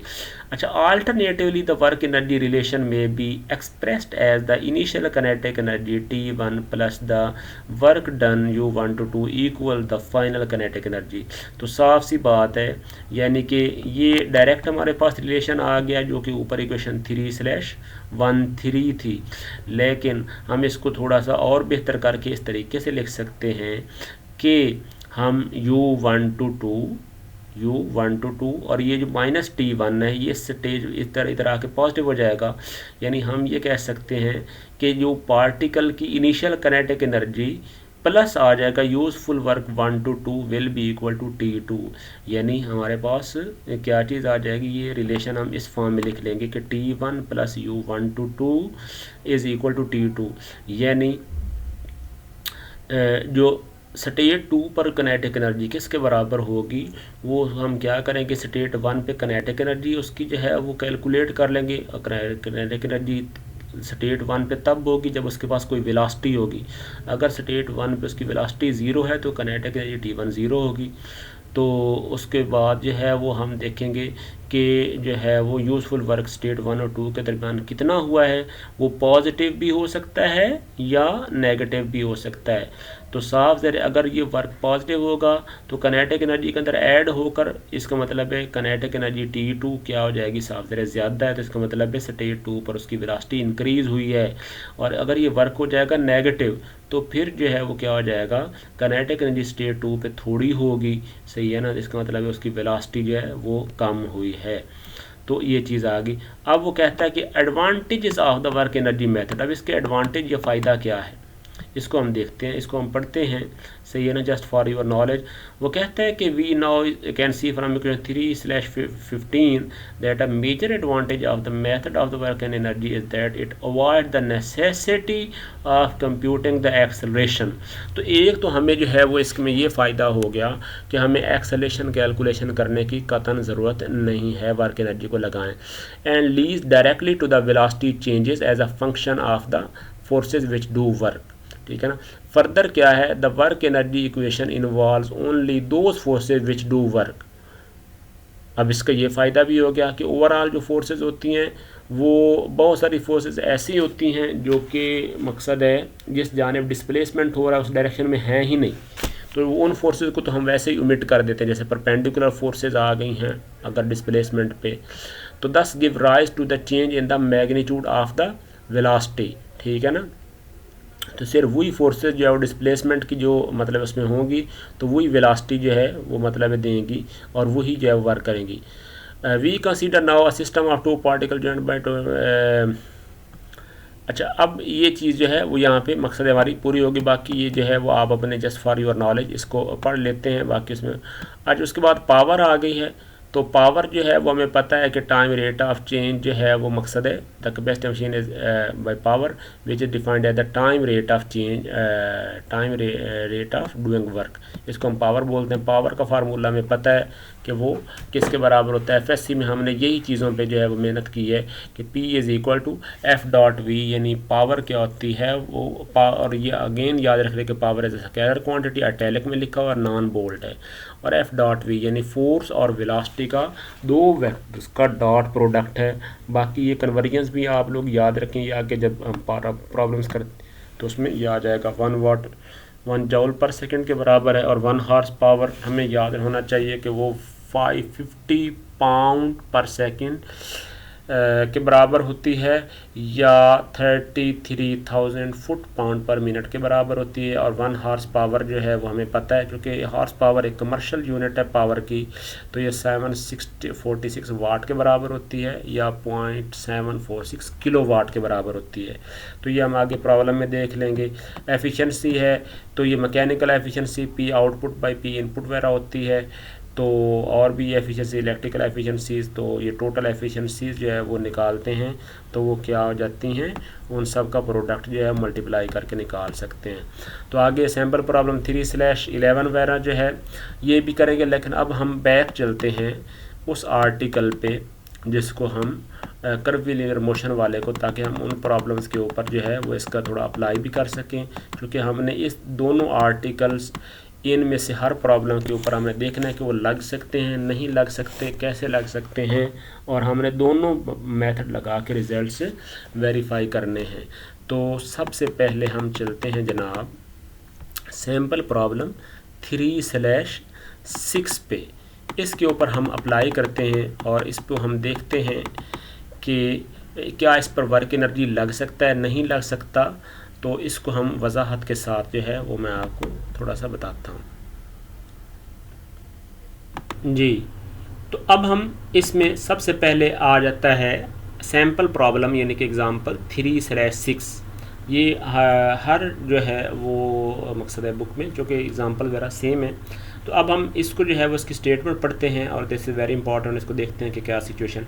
वो कहता है कि determine the maximum speed v which the sliding block may have as it passes point A without losing contact with the surface। यानी यहाँ पे ये ब्लॉक जो है वो चल रहा है, ठीक है ना। इसी तरीके से फॉर एग्जांपल हो सकता है ये स्ट्रेट पोर्शन हो, ठीक है ना, लेकिन यहाँ पे वो जो पॉइंट ए पर जो है वो साफ ज़ाहिर आता है, तो ये आगे कर्वीलिनियर जो है या मतलब एक पाथ चल रहा है, तो इसका ये सेंटर ऑफ कर्वेचर ये है, उसका रेडियस ऑफ कर्वेचर ये है। तो अब वो कहता क्या है कि आपने क्या करना है कि maximum speed v which the sliding block may have as it passes point A without losing contact with the surface. अब इसमें जो है वो टेक्नोलॉजी या कह लें इसमें इशू क्या है, प्रॉब्लम क्या है कि आप जानते हैं कि अगर जो है वो स्ट्रेट पाथ के ऊपर अगर आप जो मूव कर रहे हैं, कोई भी पार्टिकल मूव कर रहा है, तो अब उसमें जो है वो क्या है, सरफेस के साथ कंटेक्ट जो है वो लॉस नहीं होता, ठीक है ना। क्योंकि जो है वो सारी फोर्सेस जो है वो उसी डायरेक्शन में है जिस डायरेक्शन में जो है वो मतलब है पाथ है, और कोई और परपेंडिकुलर या नॉर्मल फोर्सेस उस पर एक्ट नहीं कर रही होती, सही है ना। लेकिन यानी इस पर एक तरह की कोई सेंट्रीफ्यूगल फोर्सेस नहीं होती, यानी आप जानते हैं सेंट्रीपिटल फोर्स या सेंट्रीफ्यूगल फोर्स वगैरह ये होती हैं। तो कर्वीलिनियर जब भी जो है वो मतलब पार्टिकल जो है वो उस पर आता है, तो उसके ऊपर जो है वो चूँकि इसके साथ अब देखिए ना ये जो पार्टिकल है जब कर्वीलिनियर जो है वो इस पाथ पर आएगा, तो उस पर जो है वो कोई ऐसे हमने रोप के साथ, तो सेंटर ऑफ कर्वेचर के साथ उसको नहीं बांधा हुआ ना, वो तो बिल्कुल जो है वो फ्री है। अब अगर उसकी वेलोसिटी जो है वो ज़्यादा होगी, तो जो इसका इनर्शिया है, जो अगर उसकी वेलोसिटी ज़्यादा उसका इनर्शिया है, तो आपको पता है कि जो सेंट्रीफ्यूगल फोर्स है उसकी वजह से ये क्या हो जाएगा, ये मकसद है वो फोर्स इंक्रीज़ हो जाएगी। तो ये पॉइंट ए से मतलब अवे हो जाएगा, यानी कि इस कंटेक्ट पॉइंट से पाथ के साथ उसका कंटेक्ट नहीं रहेगा, सही है। तो ये चीज़ है। तो अब वो कहता क्या है कि आपने वो मैक्सिमम स्पीड बतानी है कि जिस पर जो है वो मकसद है पॉइंट ए से यानी कंटेक्ट जो है वो लीव ना करे, क्योंकि अगर वो उससे ऊपर स्पीड होगी तो वो क्या है, due to the centrifugal force वो इसके साथ कंटेक्ट ही लीव कर जाएगा। तो एक उसने अंदर ये बात जो है वो बताई है। तो अब अच्छा इसमें अब जो है वो याद रख लें, क्योंकि जब पॉइंट ए पर जो है वो आते हैं तो आपने क्या करना है इस पर, यानी कि एन और T system normal and tangential coordinate system का प्रॉब्लम है।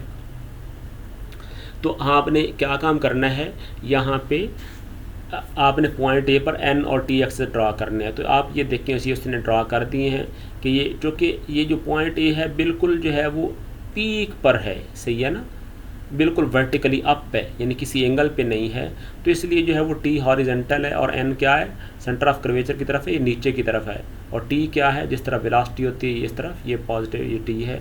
अब इस पर जो है वो क्या किया, पॉइंट ए पर उसने पार्टिकल की जो है वो उस पर जो फोर्सेज एक्ट कर रही हैं वो लगाई। तो आपने देखा कि यहाँ पे जो है वो पार्टिकल जब इस जगह पर है तो उस पर वेट डाउनवर्ड्स एक्ट करता है। अब इसमें स्टूडेंट कंफ्यूज ना हो, ये वेट उसने जो है वो ऊपर की तरफ वेक्टर शो किया है ना, ये कोई मसला आप यहाँ पे नीचे इधर भी लगा सकते हैं, आप ऐसे भी कह सकते हैं कि वेट से सेंटर से लेकर नीचे की तरफ आ रहा है, तो वो कोई मसला नहीं, रिप्रेजेंटेशन का एक तरीका उसने ऊपर शो कर दिया। और एन जो है वो क्या चीज़ है, वो मकसद है नीचे की तरफ, क्योंकि सरफेस पर वो एक्शन लगाएगा और सरफेस उसको रिएक्शन देगी ऊपर की तरफ, ठीक है ना। इसका जो वेट है वो मतलब एक्शन लगाएगा नीचे की तरफ, तो जो रिएक्शन होगा नॉर्मल रिएक्शन, ये एन क्या है, नॉर्मल रिएक्शन, वो क्या होगा, ऊपर की तरफ होगा। तो अब यहाँ पे उसने जो है वो स्टेट जो है वो लिखी है, the condition for loss of contact is that the normal force N which is the with the surface exerts on the block goes to zero, summing the force in the normal direction। अच्छा, अब इसमें क्या चीज़ है, important बात यह है कि जब यहाँ पर हम क्या करेंगे, एन डायरेक्शन में जो है वो फोर्सेस का सम करेंगे, जो कि जब हम इनका जो है वो सम करेंगे तो हम वो फार्मूला क्या होता है, summation of F N is equal to M A N के बराबर होता है। तो जो फार्मूला एक्चुअली जो है वो हमारे पास आएगा, वो फार्मूला क्या चीज़ आ जाएगी, अगर हम फॉर एग्ज़ाम्पल एन डायरेक्शन को पॉजिटिव लेते हैं तो जो वेट है वो क्या है, एन डायरेक्शन में है। अगर मतलब इसको अगर मैं सही तरीके से लिखें तो मैं आपको यहाँ पे लिख के देता हूँ, उसने तो डायरेक्ट जो है वो लिख दिया है। तो यहाँ पे अगर फॉर एग्ज़ाम्पल यानी हम मकसद ऐसे चले, यहाँ पे मैं लिख के दे देता हूँ कि समेशन ऑफ एफ एन यानी summation of F N is equal to M A N है। तो आपने एन डायरेक्शन में देखना है, तो वेट जो है वो पॉजिटिव एन डायरेक्शन में है, यानी इसका मतलब है कि वेट क्या है इस वक्त, पॉजिटिव है। वेट क्या है, ये पॉजिटिव है।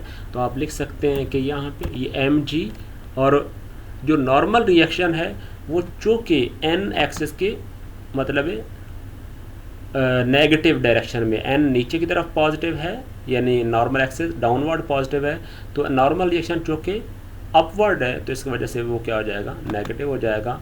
यानी हम कह सकते हैं कि माइनस एन, और ये फोर्सेस हैं इनके अंडर जो है वो क्या चीज़ आ जाएगी, जो नॉर्मल फोर्स आ जाएगी, या कह लें कि सेंट्रीफ्यूगल फोर्स आ जाएगी, या जो इनर्शियल फोर्स आ जाएगी नॉर्मल डायरेक्शन में, वो किसके बराबर हो जाएगी, वो हो जाएगी एम ए एन।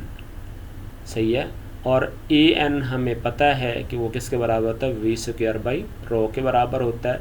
यानी हम मतलब आगे इसके साथ इक्वल जो है वो निशान डाल के मकसद ये कर लेंगे, वो सारा कुछ जो है वो मतलब उधर बाकी रिलेशन या यानी असल में इक्वेशन जो है वो करेक्ट क्या हो जाएगी, ये एम जी माइनस एन, और ये किसके बराबर हो जाएगा, ये हो जाएगा M V square by rho. ये इक्वेशन का ये प्रॉपर एप्लीकेशन है। तो अब हमने क्या करना है कि फॉर लॉस ऑफ कंटेक्ट क्या होता है कि अगर जो है वो देखें, अगर यहाँ पर पार्टिकल आया है और उसका जो है वो मैक्सिमम स्पीड तब होगी यानी कि जब उसका यहाँ से कंटेक्ट लॉस हो जाएगा पॉइंट ए से, तो जैसे ही कंटेक्ट लॉस होगा तो इसका मतलब है कि वेट इस सरफेस पर उसका पड़ेगा ही नहीं। जब वेट पड़ेगा ही नहीं तो नॉर्मल रिएक्शन भी नहीं सरफेस देगी ना, ये सरफेस नॉर्मेशन नहीं देगी, क्योंकि जब तक इसका वेट इस सरफेस के साथ बॉडी का कंटेक्ट है तो तब ही वेट इस पर पड़ रहा है, तब नॉर्मल रिएक्शन एन दे रहा है। तो उस केस में क्या हो जाएगा, जैसे ही कंटेक्ट कह लें कि जस्ट जो है वो जैसे कंटेक्ट लूज़ करने लगेगा तो नॉर्मल रिएक्शन जो है वो एन क्या हो जाएगा, ज़ीरो। तो एक्चुअली क्या है वो ये जो इक्वेशन है इसके अंदर जो है वो जब हम ये माइनस एन है ना, इसको हम जब ज़ीरो कर देंगे तो एम जी किसके बराबर आ जाएगा, वो आ जाएगा वी स्क्वायर बाई रो इसके बराबर आ जाएगा। और यहाँ से m के साथ m कैंसल आउट हो गया, जहाँ से v जो है वो स्क्वायर किसके बराबर हो जाएगा, रो जी, और स्क्वायर रूट इसका ले लिया तो v इज़ इक्वल टू रो जी वगैरह, ये आ गया जी रो वगैरह। तो पॉइंट ए पर यानी उसकी जो स्पीड है जो कह लें कि मैक्सिमम ये हो सकती है, ये लिमिटिंग स्पीड है, product of radius of curvature and the gravitational acceleration और इसका स्क्वायर रूट, ये जो है वो उसकी स्पीड आ जाएगी किस पे, पॉइंट ए पे। तो अब इसमें ये बड़ी इंपॉर्टेंट बात लिखी है, अगर आप इसको जो है पढ़ें, वो कहता है कि if the speed at A were less than square root of rho g then N upward normal force exerted by the surface on the block would exist, कि जो है वो अगर इस फैक्टर से स्पीड उसकी कम होगी ना मैग्नीट्यूड, तो फिर वो उसका कंटेक्ट इसके साथ रहेगा तो साफ ज़रा वेट भी सरफेस पर पड़ेगा, तो जब वेट पड़ेगा तो नॉर्मल रिएक्शन भी मौजूद होगा। वुड एग्जिस्ट का मतलब है कि वो मौजूद होगा। In order for the block to have a speed at A which is greater than square root of rho g, some type of constant such as a second curved surface above the block would have to be introduced to provide additional downward force। यानी अब वो कहना ये चाह रहा है कि अगर तो देखे ना ये पार्टिकल है तो इसके ऊपर की तरफ तो कोई सरफेस नहीं है, इसको कोई गाइड या सपोर्ट नहीं है, तो अगर पॉइंट ए पर इससे अगर आप वेलोसिटी बढ़ानी है आपने पॉइंट ए से, तो फिर क्या हो जाएगा, वो पार्टिकल ऊपर जो है वो लिफ्ट हो जाएगा। तो इसका मतलब है ऊपर की तरफ भी जैसे हम कोई स्लॉट बना दें, ऊपर की तरफ भी ऐसी तरह की जो है वो पैरेलल अगर आप कहें, तो मैं आपको मकसद है यहाँ पे इसको जो है वो क्लिक करके मैं आपको जो है वो बता देता हूँ, हालांकि जो है वो बात क्रिस्टल क्लियर है। कि हम इसको यहाँ पे पेस्ट कर देते हैं, ठीक है। तो सॉरी, इसको यहाँ से हम क्लिक कर लेते हैं, कॉपी इमेज, और यहाँ पे हम इसको पेस्ट करते हैं। ये देखें, तो अगर हम इस पे जो है वो ये कर दें, इसको 1 मिनट जस्ट इसको डिलीट करें। यहाँ पे देखें, ये अब सॉरी, ये देखें, यानी एक्चुअली जो है वो क्या चीज़ है कि जैसे इस जगह पे कोई और जो है वो कह ले कि हम बिल्कुल इसके पैरेलल जो है वो हम मकसद है, मैं आपको थोड़ा सा बनाने की कोशिश कर देता हूँ इस तरीके से कि यहाँ पे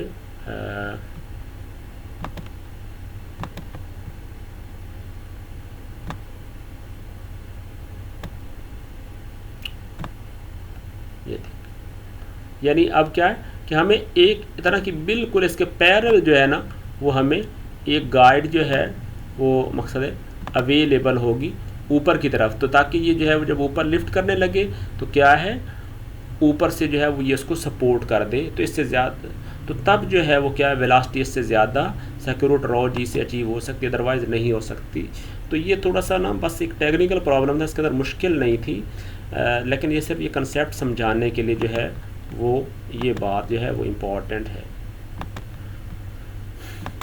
अच्छा, अब इसमें इम्पॉर्टेंट बात जो है वो ये आ गई कि हमने ये देखना है कि क्या इस पर जो है वो हम वर्क एनर्जी वाला जो है वो आर्टिकल लगा सकते हैं या नहीं लगा सकते। तो चूँकि ये जो है वो पॉइंट ए पर एक डिस्टिंक्ट जो है वो पॉइंट पर और सिर्फ जो है वो नॉर्मल डायरेक्शन में जो है वो फोर्सेस का जो है वो इसके अंदर जो है वो इंक्लूजन आ गया है, वो इंक्लूड हुई हैं, वो डिस्कस हुई हैं। तो इस वजह से चूँकि नॉर्मल फोर्सेस जो है वो यानी वेलोसिटी पे नॉर्मल फोर्सेस या जो वर्क है वो वर्क ही नहीं करती, तो इस वजह से हम इस पर वर्क एनर्जी वगैरह वाला कोई जो है वो नहीं फार्मूला लगा सकते। इस पर हमेशा हमने सिर्फ नॉर्मल डायरेक्शन में फोर्सेस पर न्यूटन यानी सेकंड लॉ अप्लाई करना है इसके ऊपर, तो इसके ऊपर वर्क एनर्जी जो है वो इसके ऊपर नहीं लगाया जा सकता। वर्क एनर्जी तब जो है वो लगाया जा सकता है जब दो स्टेट्स के दरमियान कोई जो है वो पार्टिकल चेंज हो और कोई वेलोसिटी गेन करे, सही है ना, उसके ऊपर कोई वर्क हो, तो या टेंजेंशियल फोर्सेस का जो है दरमियान में कोई अमल दखल आ जाए। तो चूँकि टेंजेंशियल फोर्सेस कहीं आई ही नहीं इसके अंदर, तो इस वजह से जो है वो वर्क एनर्जी इस पर नहीं लगाया जा सकता। तो ये हर प्रॉब्लम के ऊपर हमें देखना है कि क्या वर्क एनर्जी जो है वो लगाया जा सकता है या नहीं लगाया जा सकता। अब आ जाए जनाब सैम्पल प्रॉब्लम 3/7 पे। सो ये इम्पॉर्टेंट है, इसको पहले इधर बुक से देख लें, फिर आगे ज़रूरत पड़ती है तो मैंने भी इसमें कुछ वजाहत की है, वो मैं आपको बता देता हूँ। अब इम्पॉर्टेंट जो है वो यहाँ पे वो कहता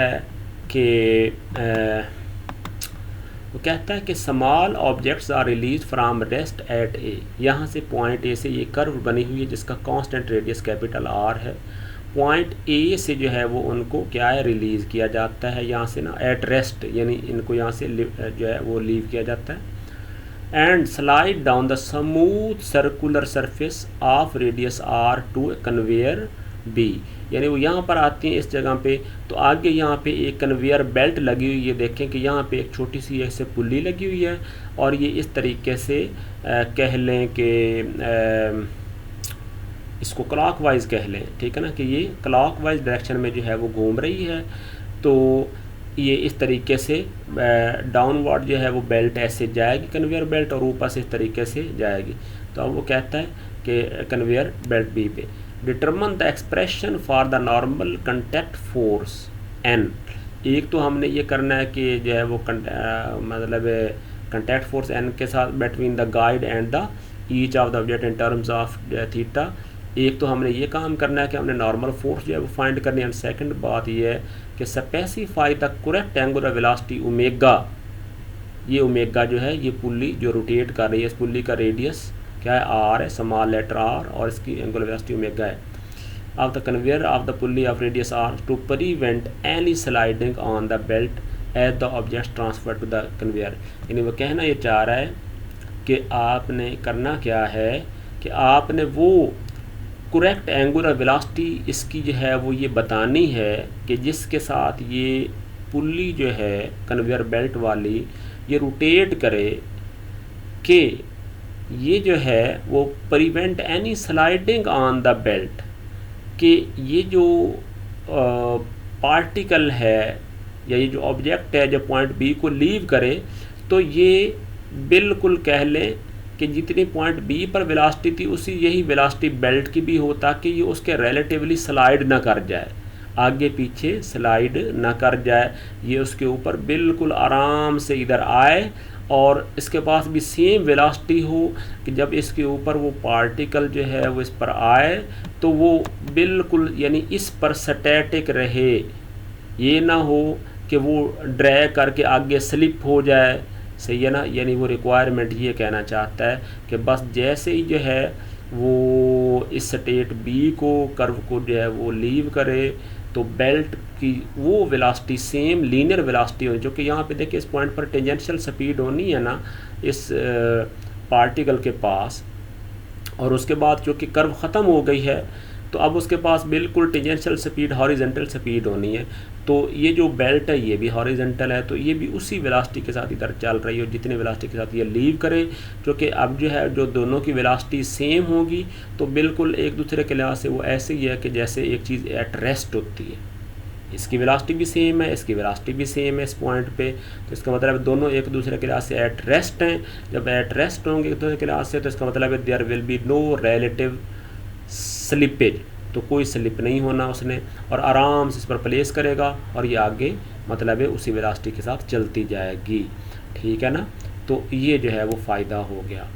तो अब इसमें जो दो चीज़ें आ गई, एक उसने पहली ये कही है कि एक्सप्रेशन नॉर्मल फोर्स का फाइंड करना है, तो इस केस में तो हम जो है वो ये देख लेते हैं कि जो एन डायरेक्शन में चूँकि वर्क एनर्जी जो है वो लगता नहीं है तो हम उस पर तो हम सिर्फ न्यूटन सेकंड और लगाएंगे, क्योंकि नॉर्मल फोर्सेस जो है वो फाइंड करनी है। और दूसरी चीज़ जो आ जाती है कि आपने स्पीड वगैरह जो है वो ये निकालनी है पॉइंट बी पे, ठीक है ना, ताकि वो या तो उसके लिए हम वर्क एनर्जी वाला फार्मूला भी लगा सकते हैं, क्योंकि दो स्टेट्स ए और बी के दरमियान जो है डिस्प्लेसमेंट कवर हुआ है तो हम वर्क एनर्जी इस पर बिल्कुल लगा सकते हैं। टेंजेंशियल जो है वो स्पीड भी है, इसमें अंदर जो है वो फोर्सेस हैं। तो अब उसने सबसे पहले न्यूटन सेकंड लॉ जो है वो लगाया है, इसका एप्लीकेशन देखें कि सबसे पहले उसने जो है वो क्या काम किया है।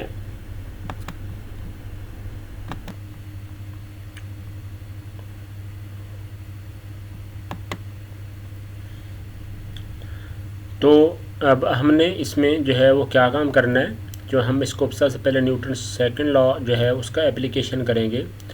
तो अब ये है कि यहाँ पे कह लें कि एक जनरल जो है ना वो पोजीशन पे ए और बी के दरमियान किसी आर्बिट्रेरी पोजीशन पे इस कर्व आप देखते हैं कि ये जो ए और बी के दरमियान ये जो गाइड है, ठीक है ना, स्मूथ गाइड, इसका total angle net angle total angle कितना है वो साफ ज़रा एक क्वार्टर सर्कल है, यानी कि π/2 टोटल एंगल बनता है। अब ये है कि इसका एंगल जो है ना उसने ये हॉरिजेंटल के साथ ना ऐसे मेजर किया, रेफरेंस लिया, ये देखें थीटा उसने लिया है, यानी अगर पॉइंट ए से रिलीज़ करते हैं तो उस वक्त थीटा 0 है और जब बी पर जो है वो आते हैं तो थीटा 90 हो जाता है। तो ये चूँकि बुक वाले ने ख़ुद ही अपना एक रेफरेंस जो है वो बनाया है, यानी अगर वो थीटा फॉर एग्ज़ाम्पल वो इधर भी शो कर सकता था, वो यहाँ पे शो कर सकता था इधर, यानी वर्टिकल के साथ दे देता थीटा, यहाँ पे ऐसे थीटा शो कर देता। तो फिर इसका मतलब क्या होता, इसका मतलब ये होता कि जब पार्टिकल को जब लीव किया गया है, जब पार्टिकल को लीव किया गया उस वक्त एंगल 90 डिग्री है, और जब वो पार्टिकल बी पॉइंट पे पहुंचा है तो फिर क्या हो गया है वो 0, मतलब एंगल टोटल बन गया है, क्योंकि एंगल का रेफरेंस कैसे वर्टिकल के साथ है। लेकिन अब चूँकि हॉरिजॉन्टल के साथ रेफरेंस लिया है, जो पॉइंट ए पर एंगल 0 है थीटा की वैल्यू, और जब बी पर आया है तो वैल्यू कितनी आ गई 90 डिग्री। तो एक तो ये, अब इसके दौरान किसी आर्बिट्रेरी पोजीशन पर ये एंगल थीटा है, तो अब हम उसमें जो है वो क्या किया कि उस पर जो है वो इसके नॉर्मल और टेंजेंशियल जो है वो कंपोनेंट ड्रा कर दिए उसने, ये एन और टी एक्सेस ड्रा किए हैं। तो ये उसने जो है वो यहाँ पे ये देखें थीटा जो है वो डायरेक्शन में, अगर थीटा डायरेक्शन को मकसद है, अगर आप इस डायग्राम के ऊपर भी चाहें वो ड्रा कर लें, सही है। इसको मैं आपको यहाँ से ड्रा करके दे देता हूँ अलग, यहाँ पे इसको जो है वो पेस्ट कर दें फॉर एग्ज़ाम्पल, ये निचले वाली ये डायग्राम हटा दें अभी। तो अब आप ये देखते हैं कि सॉरी, हमने वो जो डायग्राम थी इसको डिलीट करते हैं, और अभी वाली ये जो डायग्राम है इसको हम कॉपी करते हैं और इसको हम यहाँ पे प्लेस करते हैं। तो अब एक्चुअली जो है वो क्या होना, एन और टी एक्सिस जो है वो ड्रा करने हैं। तो बिल्कुल इस जगह पे जो है वो आप ये ड्रा कर लें कि ये हमारा क्या आ जाएगा, कर्व की अंदर वाली सरफेस पर आ जाएगा। वैसे तो कर्व की कोई जो है वो ऐसी थिकनेस नहीं है, तो ये हमारा एक तरह से ये टी एक्सिस आ जाएगा, और जो एन एक्सिस होगा वो बिल्कुल इस रेडियस में से ऐसे बिल्कुल इस रेडियस के पैरेलल इधर प्लेस करना है। यानी अगर आप लिखने को लिखना चाहें तो आप कह देते हैं कि ये वाला क्या है, ये एन एक्सिस है, और जो टी एक्सिस है उसको भी आप यहाँ पे लिख दें कि ये जो है वो क्या है, ये टी एक्सिस है। तो एन और टी एक्सिस इस तरीके से ड्रा हो जाएंगे। यहाँ से लीव किया है। अच्छा, अगर बी से जो है वो मकसद है ए की तरफ पार्टिकल अगर जाता, फॉर एग्जांपल उसको बी से पुश करते ऊपर की तरफ, तो फिर टी एक्सिस की डायरेक्शन रिवर्स हो रही थी, लेकिन एन उसी तरफ रहना था। ये हम ऑलरेडी फैमिलियर एस्पेक्ट से। तो अब जो इम्पोर्टेंट बात ये है कि अब हमने देखना है कि एन और टी के अलॉन्ग फोर्सेस जो है वो क्या क्या हैं। तो अगर हम जो है वो मकसद है इसमें एफ बी डी में देखें तो यहाँ पे जो है वो हमें पता चल रहा है, अगेन वेट उसने तीर का निशान ऊपर बना दिया, बेशक जो है वो नीचे बना लें यहाँ से। फॉर एग्ज़ाम्पल अगर आप जो है वो मतलब वेक्टर बनाना चाहते हैं तो आप कह सकते हैं कि जो ये वाला है ये डाउनवर्ड कितना हो जाएगा, ये जो है वो वेट का वेक्टर आ जाएगा, और जो बिल्कुल इस डायरेक्शन में जो कि साउथ डायरेक्शन पर जो है वो नॉर्मल जो है वो जो रिएक्शन होगा, ठीक है ना, वो साफ ज़रा ये इसके साथ जो है वो इन कांटेक्ट में है, तो ये इसके साथ एक्शन कर रहा है पार्टिकल, तो जो सरफेस है इस गाइड की वो रिएक्शन दे रही है। और बेशक जो है वो अगर आप उसको जो है वो बनाना चाहें तो बिल्कुल आप ऐसे जो है वो बना सकते हैं, लेकिन हमें वो एंगल पे जो कि जो है वो बनानी पड़ेगी। तो इस एंगल पे इसमें चले ऐसे जो है वो हम बनाने की कोशिश कर लेते हैं। यानी एक तरह से ये इस तरीके से ये आ जाना है, ये आ जाएगा उसका नॉर्मल रिएक्शन। यानी वो नॉर्मल रिएक्शन बिल्कुल जो है वो क्या आ जाना है, बिल्कुल इस रेडियस के, यानी कह लें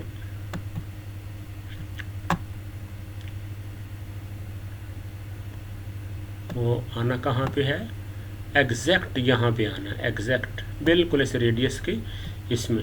तो अब ये जो है वो वेट का वेक्टर आ गया और ये एन का वेक्टर आ गया, जो कि एक्चुअली उसने ये शो किया, एन आ गया है और ये वेट उसने यहाँ पे किया, मैंने ये डाउनवर्ड कर दिया नीचे की तरफ, ठीक है ना, तो शो कर दिया है, ठीक है ना। तो इसमें कोई ऐसा प्रॉब्लम नहीं है। बहरहाल जो है वो अगर आप टी डायरेक्शन में देखें तो अब जो है वो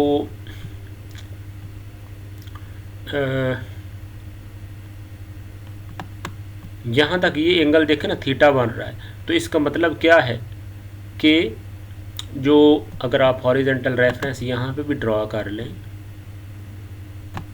आप कहते हैं कि ये हॉरिजेंटल है, तो इसका मतलब है जो ये एंगल है वो इसके दरमियान ये एंगल भी थीटा बनेगा, यहाँ पे ये एंगल थीटा बनेगा। तो ये एंगल अगर आप बनाना चाहते हैं तो ये एंगल कितना बनेगा, ये एंगल बन जाएगा 90 माइनस थीटा, यानी ये कितना बन जाएगा 90 माइनस थीटा। तो अब हम अगर जो है वो वेट को रिज़ॉल्व करें, मैं रिज़ॉल्व करके भी जो है वो दिखा देता हूँ, ठीक है ना। तो साफ ज़रा इसके जो है वो जो कंपोनेंट्स अगर बनाएं तो वो कंपोनेंट्स किस तरह बनेंगे, इस जो है वो वेट के, ठीक है ना, वेट के अगर आप कंपोनेंट बनाते हैं तो वो मकसद है, मैं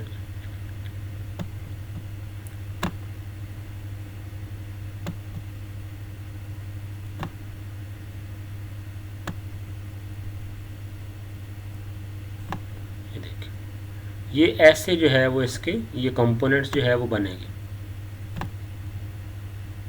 ये उसका एक कंपोनेंट बनेगा वेट का, और दूसरा कंपोनेंट क्या आ जाएगा वेट का, वो भी अगर आप बनाना चाहते हैं तो वो भी थोड़ी एफर्ट करके सिर्फ आपको जो है वो समझाने के लिए ये कि ऐसे और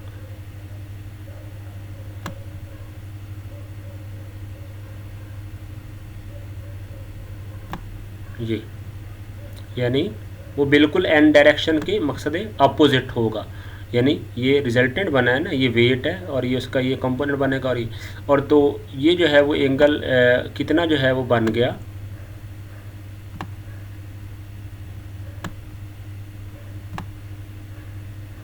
देखिए ये जो है वो दो कंपोनेंट्स बन गए। तो आप अब ये एंगल 90 माइनस थीटा है, ठीक है ना, ये एंगल 90 माइनस थीटा है। तो अब अगर आप टेंजेंशियल डायरेक्शन देखें तो असल में ये कंपोनेंट क्या है, ये एक्चुअली इधर है ना, यहाँ पे टी के पैरेलल है, तो वेट जो है वो इसके पैरेलल, तो ये बन रहा है W, यानी कि ये अगर ये वेट है, अगर आप इसको लिख दें ये कि ये क्या है, ये वेट है,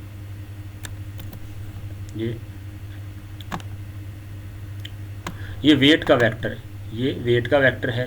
तो ये वाला कंपोनेंट कितना बनेगा, साफ जाहिर है W साइन 90 माइनस थीटा, ये कंपोनेंट बनेगा W साइन 90 माइनस थीटा बनेगा, सही है।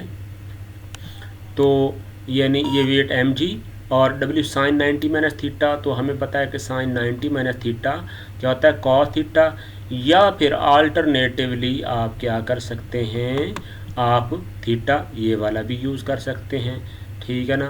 तो इस यानी अगर आप थीटा आपने ये यूज़ किया ना, तो ये एंगल जो है वो साफ ज़ाहिर क्या बनेगा, थीटा जो है वो बन जाएगा। मैं सिर्फ और सिर्फ जो कि इसके अंदर पेंट पे इतने ज़्यादा वो फ्लेक्सिबिलिटी नहीं है, तो ये एंगल जो है वो कितना बन जाएगा, ये वाला ये एंगल बन जाएगा थीटा, और जो ये वाला एंगल बनेगा वो 90 माइनस जो है वो थीटा ये बन जाएगा, ये यानी कि जो ये वाला एंगल होगा ना, जो ये यहाँ पे बनेगा वो 90 माइनस थीटा बनेगा अगेन, यानी कि जो ये एंगल था ये फिर जो है वो हमें पता है, क्योंकि ये एंगल थीटा था ना, ये एंगल सेम, जो ये एंगल थीटा है तो ये एंगल भी थीटा है। तो अब ये एंगल जो है जो कि यहाँ पे बन रहा है परपेंडिकुलर कंपोनेंट और वेट के दरमियान, ये एन डायरेक्शन पे परपेंडिकुलर, और ये थीटा बन रहा है और ये 90 माइनस थीटा बन गया। तो W ये साइन 90 माइनस थीटा, तो साइन 90 माइनस थीटा क्या होता है, 90 माइनस थीटा वो एक्चुअली क्या होता है, साइन थीटा फिर कॉस थीटा बन जाता है। तो वे W जो है वो ये आ जाएगा हमारे पास, यानी टेंजेंशियल डायरेक्शन में ये कंपोनेंट। तो समेशन ऑफ फोर्सेस में इस डायरेक्शन में, चूँकि ये देखिए उसने कहा कि स्मूथ सर्कुलर गाइड है, बहुत इंपॉर्टेंट, कि ऐसे भी हो सकता था वो कह देता कि ये रफ सर्कुलर गाइड है। तो अगर रफ सर्कुलर गाइड होती तो फॉर एग्जांपल हो सकता है इसके दरमियान वो फ्रिक्शन का कोफिशिएंट दे देता, वो कहता कि इसके अलॉन्ग कोई फ्रिक्शन एक्ट कर रही है, तो फ्रिक्शन वाली फोर्स फिर क्या हो जाती, वो इसके अपोजिट हो जाती, यानी वेट का जो ये कंपोनेंट है इस तरफ एक्ट कर रहा है तो वो इस तरफ हो जाती, सही है ना। तो वो उस प्रॉब्लम को इस तरीके से मॉडिफाई जो है वो किया जा सकता है। खैर अभी तक जो है वो सिर्फ फोर्स टेंजेंशियल डायरेक्शन में सिर्फ वेट है और वो टेंजेंशियल डायरेक्शन में है, तो ये कंपोनेंट आ गया, और इन सब के अंडर जो है वो क्या चीज़ आ गई, इनर्शिया आ गया टेंजेंशियल डायरेक्शन में, तो MAT आ गया यानी टेंजेंशियल कंपोनेंट। तो यहाँ से हमें M के साथ M कैंसिल होगा और यहाँ पे हमें पता चल गया कि AT इसके बराबर है, वो है G cos थीटा।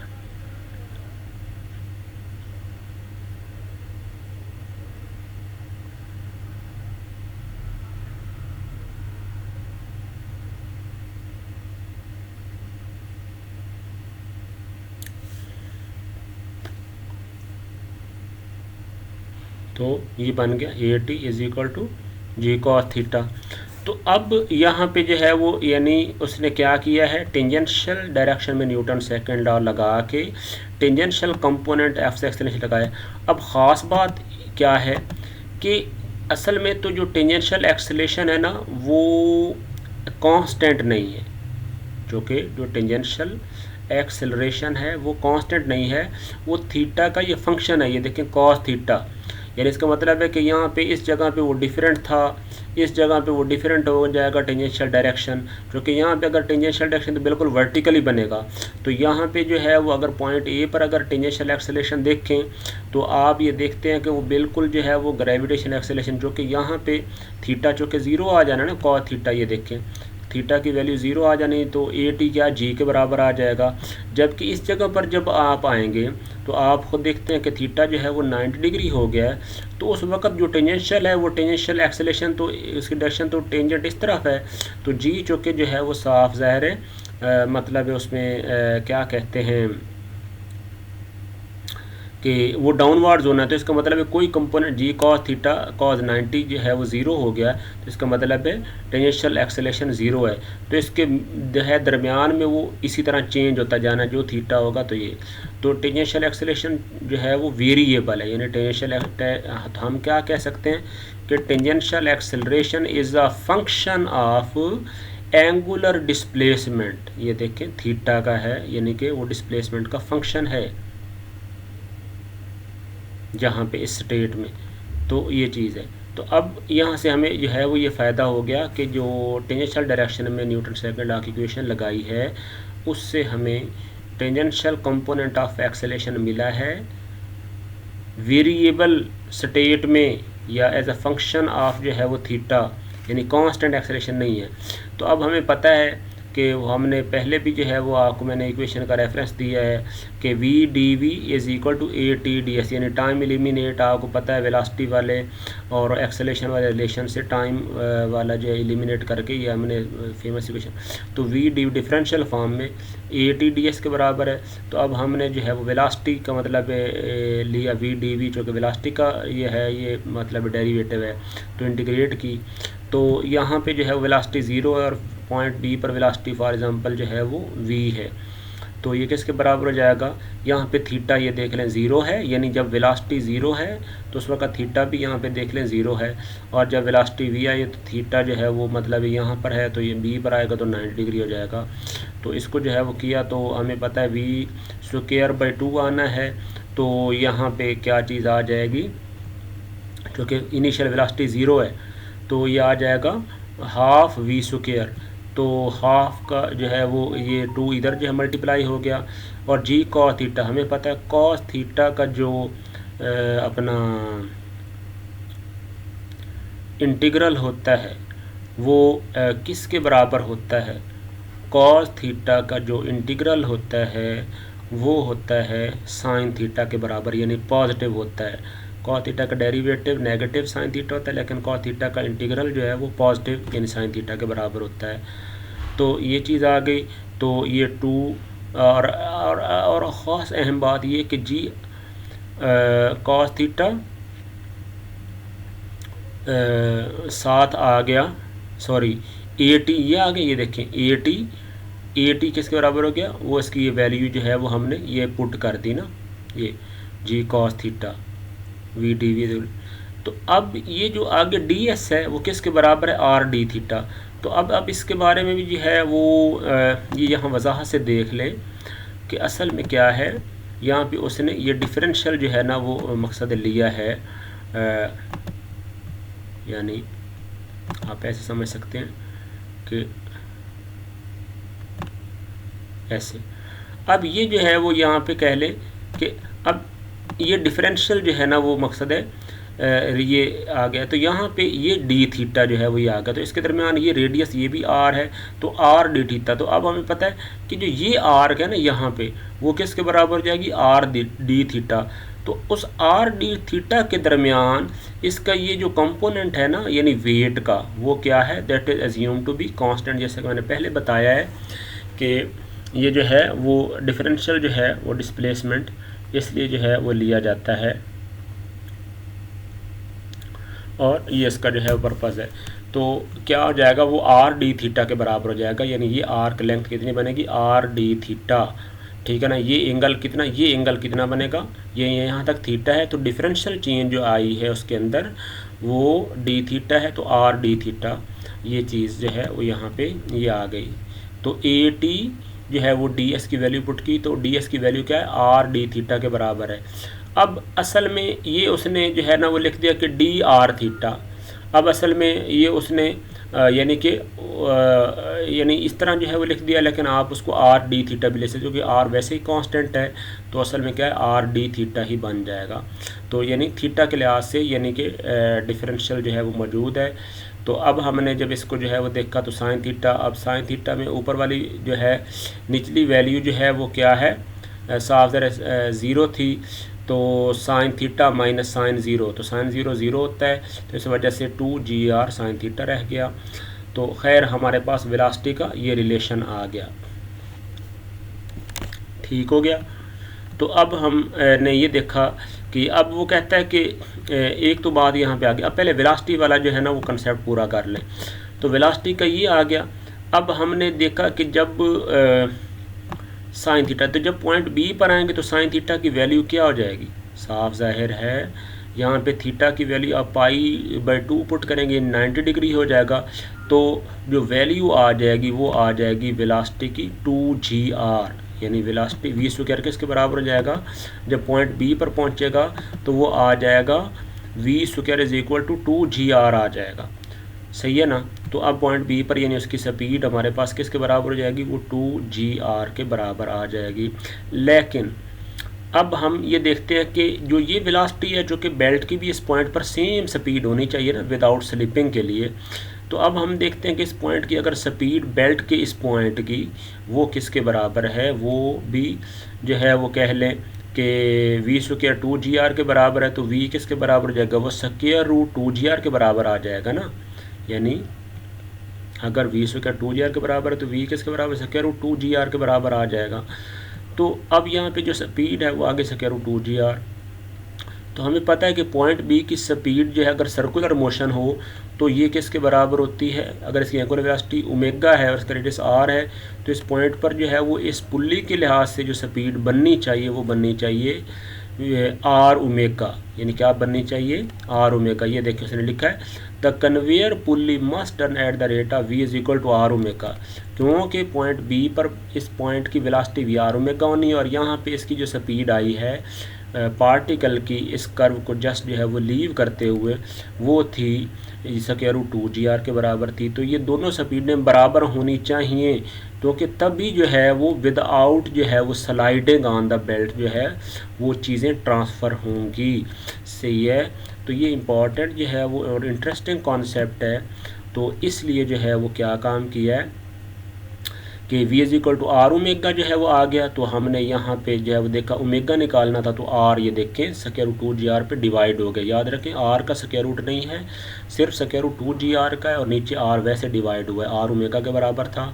तो ओमेगा जो है ये हमारे पास एंगुलर स्पीड आ गई कि अगर बेल्ट जो है वो square root 2GR by r पे डिवाइड करके इस मैग्नीट्यूड के साथ अगर जो है वो रोटेट करेगी, सही है ना। अगेन याद रखें कि ओमेगा की वैल्यू क्या होगी, यूनिट्स क्या होंगी, रेडियन पर सेकंड, क्या हो जाएगी वैल्यू, रेडियंस पर सेकंड। इस स्पीड के साथ जब रोटेट करेगी तो वो जो है without sliding on the belt हो जाएगी। तो एक तो ये बात आ गई, ठीक है ना। अब दूसरी चीज़ आ गई कि हमने वो उस पर नॉर्मल फोर्स जो है वो देखनी है कि नॉर्मल कॉन्टैक्ट फोर्स जो है बिटवीन द गाइड, ठीक है ना, वो देखनी है इन टर्म्स ऑफ थीटा वो कहता है, ठीक है ना। तो इसका मतलब है कि हमने वो किसी भी पॉइंट के ऊपर देखनी है। तो हमने summation of FN is equal to MAN लगाया। तो अब आप देख लें कि जो n डायरेक्शन में जो है वो फोर्सेस जो है वो n आ गया, और ये जो है वो कंपोनेंट क्या बन गया, जैसा मैंने आपको यहाँ पे बना के भी दिखाया है कि सॉरी ये कंपोनेंट यहाँ पे मैंने बना के दिखाया है कि ये बन जाएगा ये W यानी कि cos 90 माइनस थीटा। तो cos 90 माइनस थीटा फिर किसके बराबर हो जाएगा, साफ ज़ाहिर है cos 90 minus theta sine theta के बराबर हो जाएगा, सही है ना। तो यही जो है वो ये काम किया है उसने, ये देखें ये तो mg यानी कि cos 90 minus theta sine theta के बराबर आ गया। तो ये जो है वो, और ये क्या है, वेट के अपोजिट है, चूँकि ये कंपोनेंट आप देखें कि n की तरफ जो है वो ये n वाला ये पॉजिटिव है, लेकिन ये जो कंपोनेंट है वेट का ये n के नेगेटिव है, तो इस वजह से ये नेगेटिव जो है वो वैल्यू लिख दिया, n पॉजिटिव है और minus M G sine theta इस तरफ है। तो ये किसके बराबर हो जाएगा, यानी कि नॉर्मल डायरेक्शन में इनर्शियल फोर्स। तो अब m जो है वो आ गया, और ए एन हमें पता है कि वी स्क्वायर बाई आर के बराबर होता है, ये वी स्क्वायर बाई रो के बराबर होता है। तो सर्कुलर केस में जो है वो आर आ गया। तो ओके, और यहाँ पे जो है वो n की वैल्यू जो है वो हमने देखी कि वो किसके बराबर आ गई है,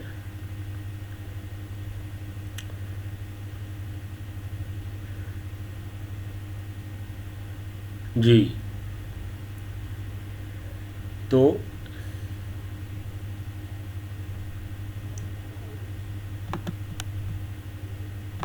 जी, तो क्या चीज़ आ गई, यानी कि n की वैल्यू किसके बराबर है कि साफ ज़रा यहाँ पे वी स्क्वायर की ये वाली वैल्यू इधर पुट कर देंगे, यानी वी स्क्वायर की ये वैल्यू इधर पुट कर देंगे, जो कि ये वैल्यू आ गई ना, सही है ना, जो general value in terms of theta उसने जो कि यहाँ पे पूछा है, सही है ना।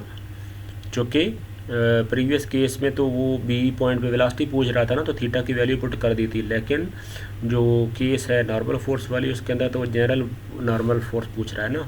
तो यहाँ पे जो है वो ये वैल्यू पुट की, तो 2g r sine theta, r के साथ r कैंसिल आउट हो गया, 2g साइन थीटा रह गया, तो या साथ ये वाला साइन थीटा उधर जाके प्लस हुआ, तो ये 3mg साइन थीटा वगैरह ये चीज़ जो है वो मकसद आ गई। तो नॉर्मल रिएक्शन की वैल्यू भी जो है वो आ गई। अच्छा, तो अब हमने ये जो है वो मेथड लगा लिया है अपना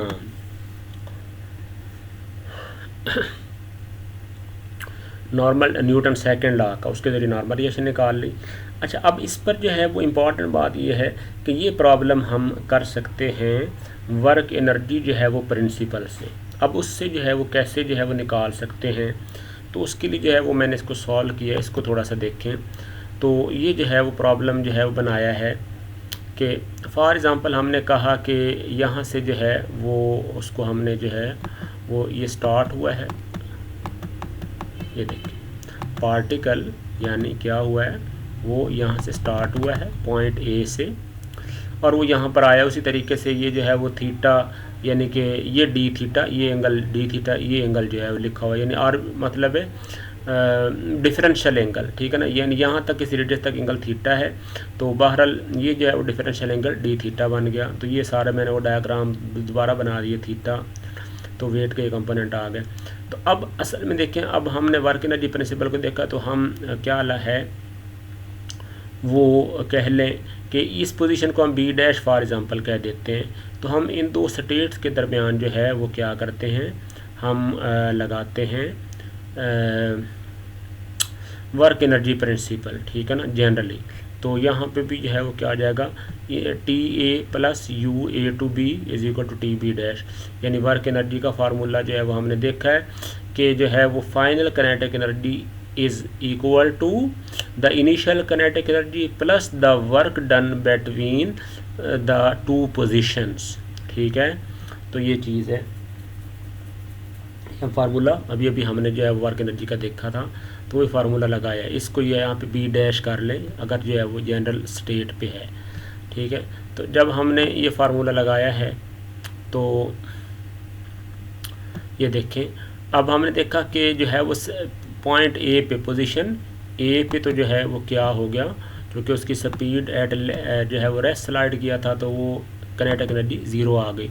तो अब उसके दरमियान जो है वो वर्क जो है वो क्या बन जाएगा, साफ ज़रे। अब ये जो है अब वर्क जो है वो किसके बराबर होता है, वर्क होता है हमें पता है कि फोर्स इनटू डिस्प्लेसमेंट। तो अब फोर्स जो है वो हमें पता है कि फोर्स का वो कंपोनेंट जो कि वर्क करेगा वो होगा सिर्फ और सिर्फ टेंजेंशियल कंपोनेंट यानी एफ टी, ठीक है ना। तो हमने यहाँ पे भी देखा था कि जैसे ये एफ टी था वो किसके बराबर था, वो एम जी कॉस थीटा जो है वो जैसे ये लिखा हुआ है, तो असल में ये है किसके बराबर, एम जी यानी कि डब्ल्यू साइन 90 माइनस थीटा, जो कि मैंने आपको ऑलरेडी जो है वो एक्सप्लेन भी कर दिया है कि ये कंपोनेंट वर्क करेगा ना, जो कि टेंजेंशियल जो है वो फोर्सेज काम करती हैं। तो ये जो है वो एम जी साइन थीटा जो है वो बन गया, और ये कितने डिस्प्ले तक, वही जो आर डी थीटा तक जो है वो एक्ट करेगा, आर डी थीटा तक एक्ट करेगा। तो एक तो ये है कि यहाँ से साइन 90 माइनस थीटा ये कॉस थीटा के बराबर आ गया, और ये डब्ल्यू जो है वो आर, ये चूँकि डब्ल्यू कांस्टेंट है और आर भी कांस्टेंट है, ये आउटसाइड द इंटीग्रल आ गए। तो अब हमने इसका जो है वो डेरिवेटिव लिया, तो ये अब जो है वो सॉरी इंटीग्रेशन की, तो ये आ जाएगी। अब ये हाफ एम वी बी, यहाँ पे ये स्क्वायर आना है, मैंने जो है वो स्क्वायर मिस्टेक का नहीं लिखा, लेकिन आपने इसके ऊपर स्क्वायर लिख लेना, यानी वी बी डैश स्क्वायर, यहाँ पे वी बी डैश स्क्वायर आना, ये मिस्टेक है मेरी तरफ से, तो इसको थोड़ा सा करेक्ट कर लेना, लिख लेना, सही है, लिखते हुए मिस्टेक हो गई है, ये इधर मैंने लिख भी दिया है। तो अब इस पर जो है वो जब इसकी इंटीग्रेशन की है तो हमें ऑलरेडी जो है वो पता है कि कॉस थीटा का इंटीग्रल किसके बराबर होता है, साइन थीटा के बराबर होता है। अब आप आराम से कौन से ये वैल्यू जो है वो पुट करें, तो साइन 90/2 साइन 90 जो है माइनस साइन 0 आ जाएगा, तो साइन 0 0 होता है, और साइन पाई/2 किसके बराबर होता है, वो 1 के बराबर होता है। तो यहाँ पे ये WMGR आ गया, और ये साइन थीटा 1 के बराबर है, तो इधर से जो है वो क्या चीज़ आ जाएगी, half M v b square आ गया। तो यहाँ पे जो है वो m के साथ m कैंसल आउट हो गया, और हमें अगेन पता चल गया कि वी बी स्क्वायर जो है वो वेलोसिटी अगर पॉइंट बी पे देखें, यानी अगर आप यहाँ तक तो जनरल जो है वो स्टेट आ गई ना इस जगह तक, तो जब उसके बाद पाई/2 उस पर लिमिट पुट किया तो पॉइंट बी पर जो है वो वेलोसिटी आ गई 2gr, वी बी आ जाएगी 2gr, उसने सिर्फ वी लिखा है, मैंने वी बी पॉइंट बी की वेलोसिटी का नाम रख दिया है। So the object must leave the point B with the same linear velocity as the belt.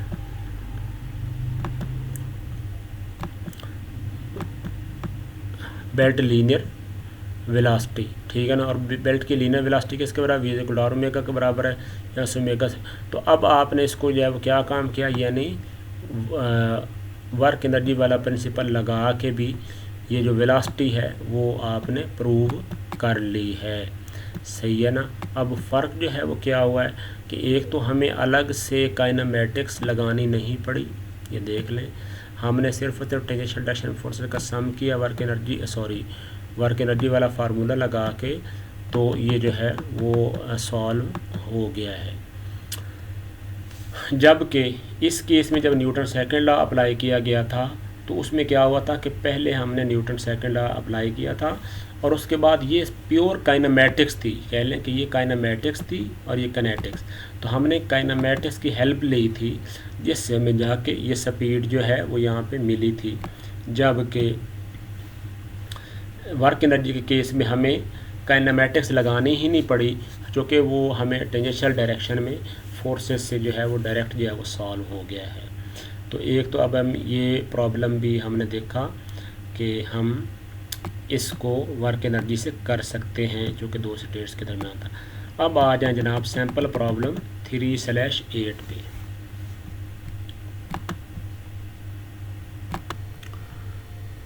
तो अब हमने ये सैम्पल प्रॉब्लम 3/8 देखते हैं, ये भी इंटरेस्टिंग है, इसको थोड़ा सा जो है वो तवज्जो से जो है पढ़ लेते हैं स्टेटमेंट।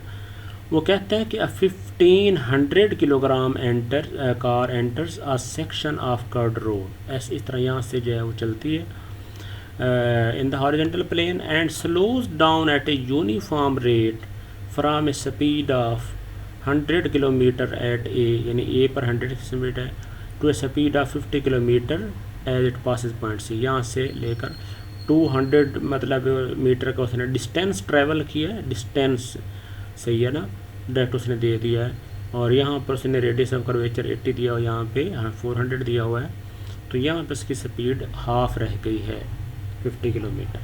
वो क्या अब कहता क्या है कि the radius of curvature rho of the road at this A is 400 metre and at C is 80 metre as shown.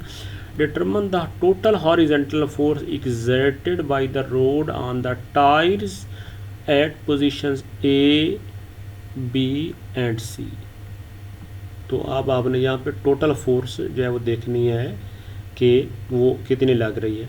तो अब इसमें आगे एक और बात वो कहता है, ये देखें, वो कहता है कि point B is the inflection point where the curvature changes direction.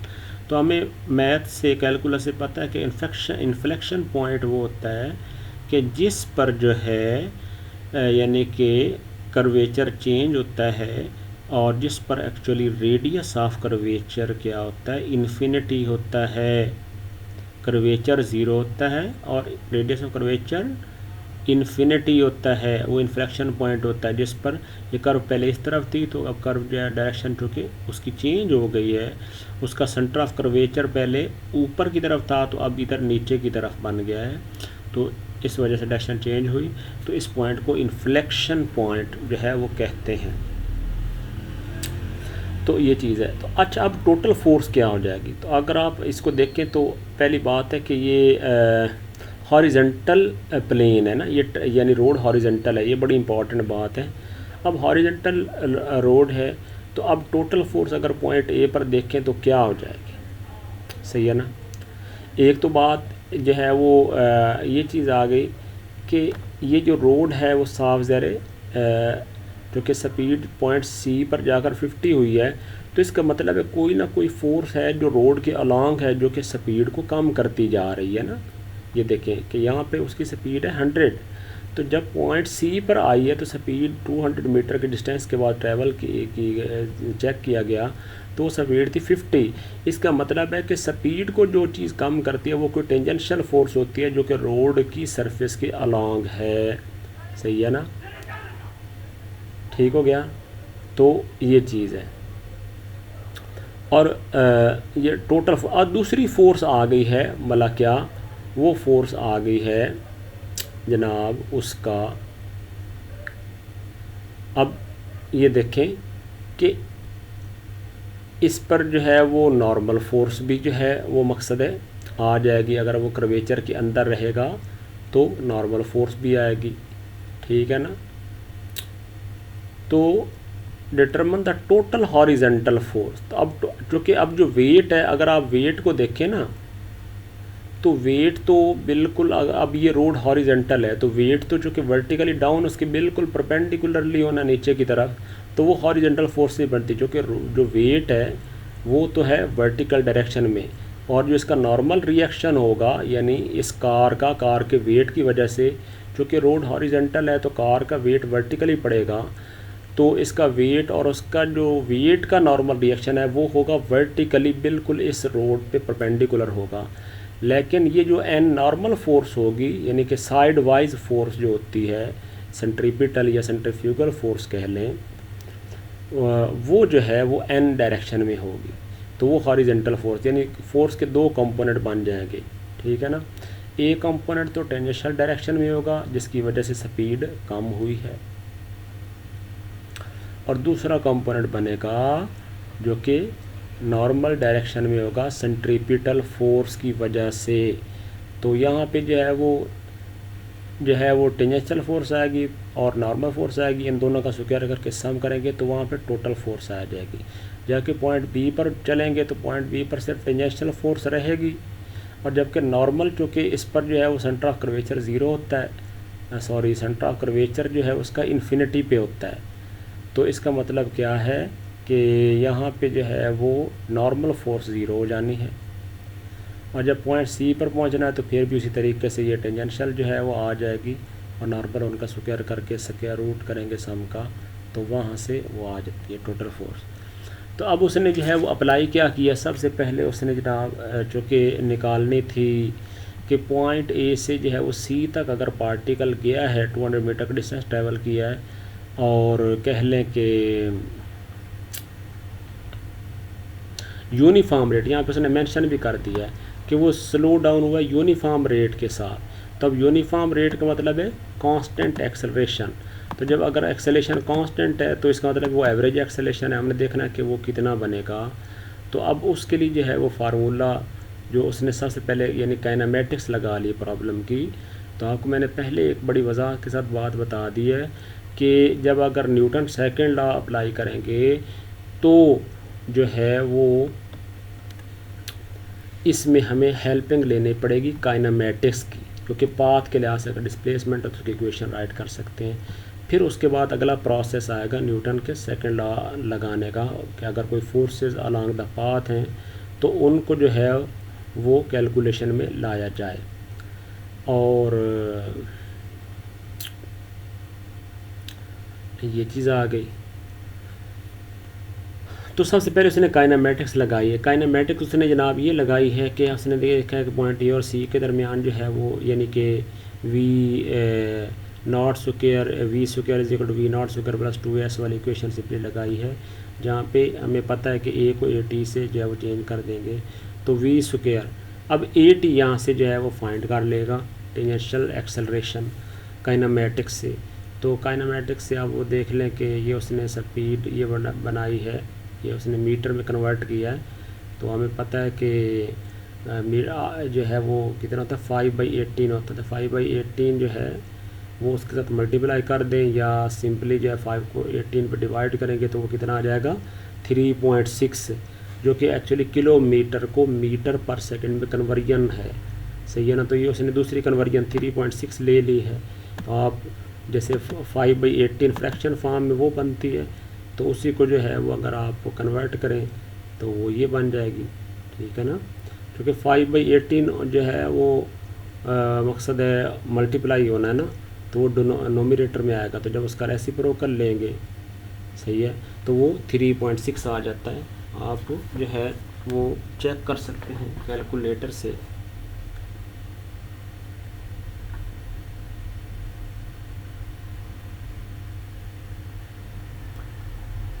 कि 5/18 जब आप करेंगे तो ये आ जाता है 0.277778 वगैरह ये आ जाता है। इसका जब रेसिप्रोकल लेंगे तो 3.6 आ जाता है। यानी कि ये अल्टरनेटिव कर्वेनियन है कि अगर स्पीड आपके पास किलोमीटर पर आवर में हो तो उसको मीटर पर सेकंड में कन्वर्ट करना हो तो आप simply speed in kilometre per hour को 3.6 पे डिवाइड कर दें तो आपकी स्पीड मीटर पर सेकंड में आ जाएगी। तो सादे से ये बात है। इस तरीके से 100 को उसने 3.6 पे डिवाइड कर दिया है। तो इनका जो है वो साफ ज़रा इस फार्मूला से सिंपली 80 यहाँ से निकाला तो V C square minus V A square बन गया और डिवाइड बाई ये 280 आ गया, यानी कि 2 ऑफ डिस्प्लेसमेंट। तो डिस्प्लेसमेंट देख लें, टोटल सॉरी डिस्टेंस कह लें 200 मीटर है, तो ये उसका एवरेज एक्सेलेरेशन 80 आ गया 1.447 जो कि कांस्टेंट है, यूनिफॉर्म एक्सेलरेशन है। अब हुआ क्या है कि उसके बाद अब जो है वो जनाब आ गया उस पर कि टोटल फोर्स देखनी है। तो अब पॉइंट ए पर जो है वो अब टोटल फोर्स अगर आप मतलब टायर पे देखनी है तो इस पर एक नॉर्मल फोर्स किसके नॉर्मल एक्सेलरेशन किसके बराबर हो जाएगा। जो कि टेंजेंशियल एक्सेलरेशन आ गया तो m को जो है वो साफ ज़रा ए टी के साथ मल्टीप्लाई करेंगे तो m/t टेंजेंशियल फोर्स आ जाएगी। अब दूसरी फोर्स आनी नॉर्मल, तो नॉर्मल फोर्स के लिए नॉर्मल एक्सेलरेशन का पता होना चाहिए हर पॉइंट पे। तो नॉर्मल एक्सेलरेशन में पता है कि वो किसके बराबर होता है, वो होता है वी स्क्वायर बाई आर। तो वी स्क्वायर मीटर पर सेकंड में इसके बराबर आ गया और 400 पर डिवाइड किया आर जो कि 400 है पॉइंट ए पे, आप जो है चेक कर लें ये 400 है, तो ये जो है वो आ गया तो ये आ गया नॉर्मल एक्सेलरेशन। तो अब ये आ जाएगा इसी तरीके से पॉइंट बी पर जो कि नॉर्मल एक्सेलरेशन 0 है, चूँकि रेडियस ऑफ कर्वेचर इन्फिनिटी और है और कर्वेचर जो है उसका यानी कि 0 है। और पॉइंट सी पर जो है वो देखते हैं तो स्पीड जो है वो ये आ गई है और इसको जो है वो 80 पे डिवाइड कर दिया जो कि वहाँ पर रेडियस ऑफ कर्वेचर 80 है, तो 2.416 वगैरह ये उसके एक्सेलरेशन जो है वो ये आ गए नॉर्मल। तो अब ये जो टेंजेंशियल एक्सेलरेशन है वो तो कांस्टेंट है ना, सब के लिए सेम है। इसका मतलब है कि पॉइंट ए, पॉइंट बी और पॉइंट सी पर जो टेंजेंशियल फोर्स होगी वो तो सेम होगी। ए पर भी हुई है, बी पर भी हुई है, सी पे भी हुई है, क्योंकि वो रोड के अलॉन्ग है। लेकिन जो नॉर्मल फोर्स होगी ना उसका फ़र्क पड़ेगा।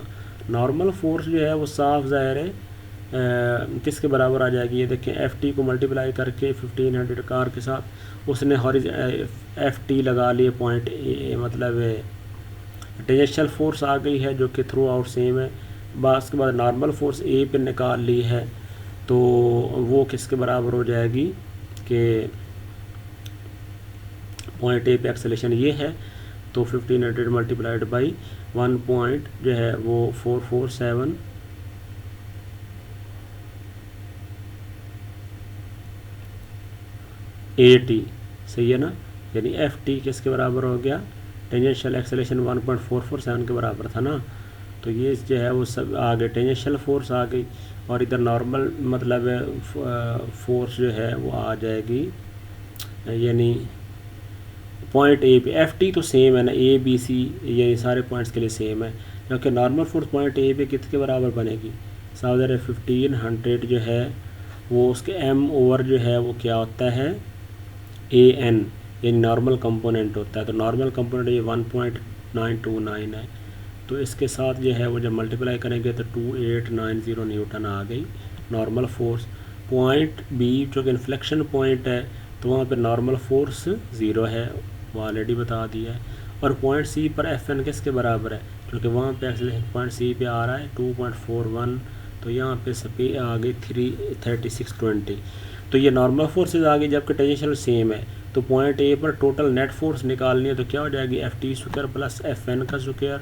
तो पॉइंट ए पर जो है वो ये आ जाएगी ये 3620 न्यूटन ये फोर्स आ जाएगी। पॉइंट बी पर जो कि एफ एन है ही 0, तो एफ जो है टोटल फोर्स एफ टी के बराबर आ गई। जबकि पॉइंट सी पर जो है वो चलते हैं तो यहाँ पे 270 वगैरह जो है वो ये है और 4280। तो ये जनाब आ गया न्यूटन सेकंड लॉ लगा के हमने इस तरीके सॉल्व किया। अब अगला टास्क आ जाता है कि अब हम यानी कि ये जो टेंजेंशियल एक्सेलरेशन उसने काइनेमेटिक्स से निकाला है ना, तो अब वर्क एनर्जी का ये फ़ायदा होगा कि वो हमें ये इक्वेशन लगाने की ज़रूरत नहीं पड़ेगी, सही है ना, उसकी ज़रूरत नहीं पड़ेगी। अब कैसे ज़रूरत नहीं पड़ेगी वो आप ये देखें कि पॉइंट ए और बी के दरमियान हमने वर्क एनर्जी लगाया है, ए और सी के दरमियान। तो application of work energy principal T A यानी पॉइंट ए पे काइनेटिक एनर्जी क्या हो जाएगी, वो प्लस जो है अगर यूज़फुल वर्क देख लें कि ए से सी तक कितना काम हुआ है तो ये आ जाएगी कि सब kinetic energy at T C. तो जब हम इसमें वैल्यूज़ पुट करें तो हम देखते हैं कि half M V A square point A speed ये है, और उसके बाद जो है वो यू ए टू सी तक जो है वो क्या हुआ है, ये जो यानी कि जो वर्क हुआ है वो है कि summation of F T total tangential forces हैं और 200 तक उन्होंने कॉन्स्टेंटली एक्ट किया है। तो ये आ जाएगा half M V C square, और आगे जो है अगर इसके अंदर वैल्यूज पुट करें तो हाफ एम वी ये आ चीज़ आ जाएगी, इधर एफ टी 100 जो है वो 200 ये आ जाएगा, और हाफ एम ये चीज़ आ जाएगी। तो अब जब हमने इसको सॉल्व किया तो ये हमारा ऑब्ज़र्वेशन हुआ कि 2000 एफ टी ये इसके बराबर आ गया, और जब हमने इसको 200 पे डिवाइड किया है तो हमारे पास वैल्यू एफ टी की आ गई -0.434027 ये आ गई। तो इसको जो है 200 पे डिवाइड करें तो आ जाती है -2170.13। अब एफ टी जो है वो नेगेटिव किस लिए है, ये बड़ी इम्पोर्टेंट बात ये है कि एफ टी जो है वो हमें पता है कि नेगेटिव जो है इसलिए है जो कि वो रेजिस्टिव फोर्स है, क्योंकि वो रेजिस्टिव फोर्स है क्योंकि जिसकी वजह से स्पीड एक्चुअली कम हुई है। बाकी फिर क्या करना है आगे कि इनका जो है वो ये टेंजेंशियल कंपोनेंट जो है वो ये ऊपर आ गया है दिया हुआ, ये देखें टेंजेंशियल कंपोनेंट ये तो सब के लिए सेम है ना, इसी वजह से उसने इसको अलग से लिख दिया। ये ए टी सब के लिए सेम, पॉइंट ए पे भी सेम है, बी पे भी सेम है, सी पे भी सेम है, लेकिन ए एन जो कि डिफरेंट है तो हमने डिस्टेंस फार्मूला से हमने समेशन ऑफ एफ टी निकाल ली तो ये सेम थे, एफ एन निकाल ली तो टोटल हॉरिजॉन्टल फोर्स एक्टिंग क्या बराबर आ गई एफ टी स्क्वायर पॉइंट ए पे जो कि सेम है, और ए एन वाला ए एट ए पे ये है 280, ये देखें तो 3620 ये वैल्यू आ गई। एफ टी पे नॉर्मल फोर्स है ही नहीं, टेंजेंशियल फोर्स है तो ये 2170 बिल्कुल इसके बराबर आ गई, और एफ पे जो है वो फिर उनका सम हो गया और 4282 ये आ गया। तो ये न्यूटन सेकंड लॉ आपने यूज़ करके क्या किया, ये कर लिया। अब हम इस चीज़ को जो है वो वर्क एनर्जी लगा के भी दे सकते हैं। तो अगर वर्क एनर्जी की तरफ चलें तो आप देखें ये सलूशन मैंने बनाया है इसका कि अब वर्क एनर्जी प्रिंसिपल लगाना है ए और सी के दरमियान। तो अब ये कैसे जो है वो होगा 200 ये आ जाएगा, सही है ना। बाकी जो है वैल्यूज़ उसके अंदर ये पुट की हैं हाफ एम वी स्क्वायर वगैरह, तो ये यहाँ पे जो है वो वैल्यू 21870 ये जो है वो एफ टी फोर्स इस इधर से भी आ गई, ठीक है ना। जबकि जो नॉर्मल फोर्सेज हैं वो हमेशा इस फार्मूला से ही निकलनी हैं, ठीक है ना। तो ये फार्मूला जो है वो हमें याद होना चाहिए ए एन का हमेशा। तो एफ एन जो है वो हमें सेम है, जबकि एफ एन हर पॉइंट पे चेंज हो रहा है। तो स्क्वायर करके सम करेंगे तो ये स्क्वायर रूट लेंगे। तो ये वर्क एनर्जी भी जो है वो बता दी है आपने। अब देखना उसके अंदर काइनेमेटिक्स इन्वॉल्व बिल्कुल भी नहीं हुई, ठीक है ना, क्योंकि आपने जो टेंजेंशियल फोर्स टेंजेंशियल जो है वो एक्सेलरेशन आ जाएगा। ये देखिए यहाँ से क्या चीज़ आ जाएगी, एफ टी, यानी टेंजेंशियल फोर्स जो है वो हमने निकालनी है कि वो कितनी बनेगी, क्योंकि उसी ने जो है वो वर्क किया है। तो ये जो है वो फोर्स आ जाएगी। बाकी काइनेटिक एनर्जी फाइनल की उसकी जो है वो वैल्यूज़ जो है वो निकाल लेंगे, ठीक है। तो जनाब सॉरी, तो ये चीज़ आ गई, ठीक है। ये एफ टी की ये फोर्स आ गई। तो अब हमने उसको जो है वो क्या करना है, बाकी जो है वो प्रोसेस अगला जो है वो यही होना है, बस स्क्वायर करके सम करना है। तो बाकी जो है चीज़ ये आ जाएगी। तो एफ एन का फार्मूला जो है वो सिर्फ ये लगना है, इसका कोई इसके अलावा हल नहीं है, क्योंकि जो है वो वी स्क्वायर बाई आर वगैरह वाला ये। तो बाकी जो टेंशियल फोर्स आपने ऑलरेडी कैलकुलेट लिखी है ये सेम है। तो ये यहाँ तो प्रॉब्लम हो गया सॉल्व। अच्छा, आगे भी सैम्पल प्रॉब्लम 3/9 है, ये भी इंपॉर्टेंट है, इनका भी मैं एक लेक्चर का पार्ट और जो है उसके अंदर करता हूँ। तो अभी आप इन दो एग्जांपल्स को थोड़ा अच्छे तरीके से देख लें, जो कि न्यूटन सेकंड लॉ भी लगाया है इन पे और वर्क एनर्जी भी। तो फॉर द टाइम बीइंग ये जो कि लेंथ जो है वो हो गया है। तो अब बहरहाल इसको जो है ना वो थोड़ा कवर अप कर लें दोनों एग्जांपल को। ये बाकी जो है ना एग्जांपल और आगे प्रॉब्लम वो भी उसमें से जो कुछ करवा के मैं आपको ना एक लेक्चर और रिकॉर्ड करूँगा। तो थैंक यू, अस्सलाम वालेकुम। फॉर द टाइम बीइंग जो है दैट इज़ सफिशेंट, ठीक है ना। तो हम इन आर्टिकल को जो है वो हम इससे दोनों टाइप ऑफ प्रॉब्लम्स करेंगे।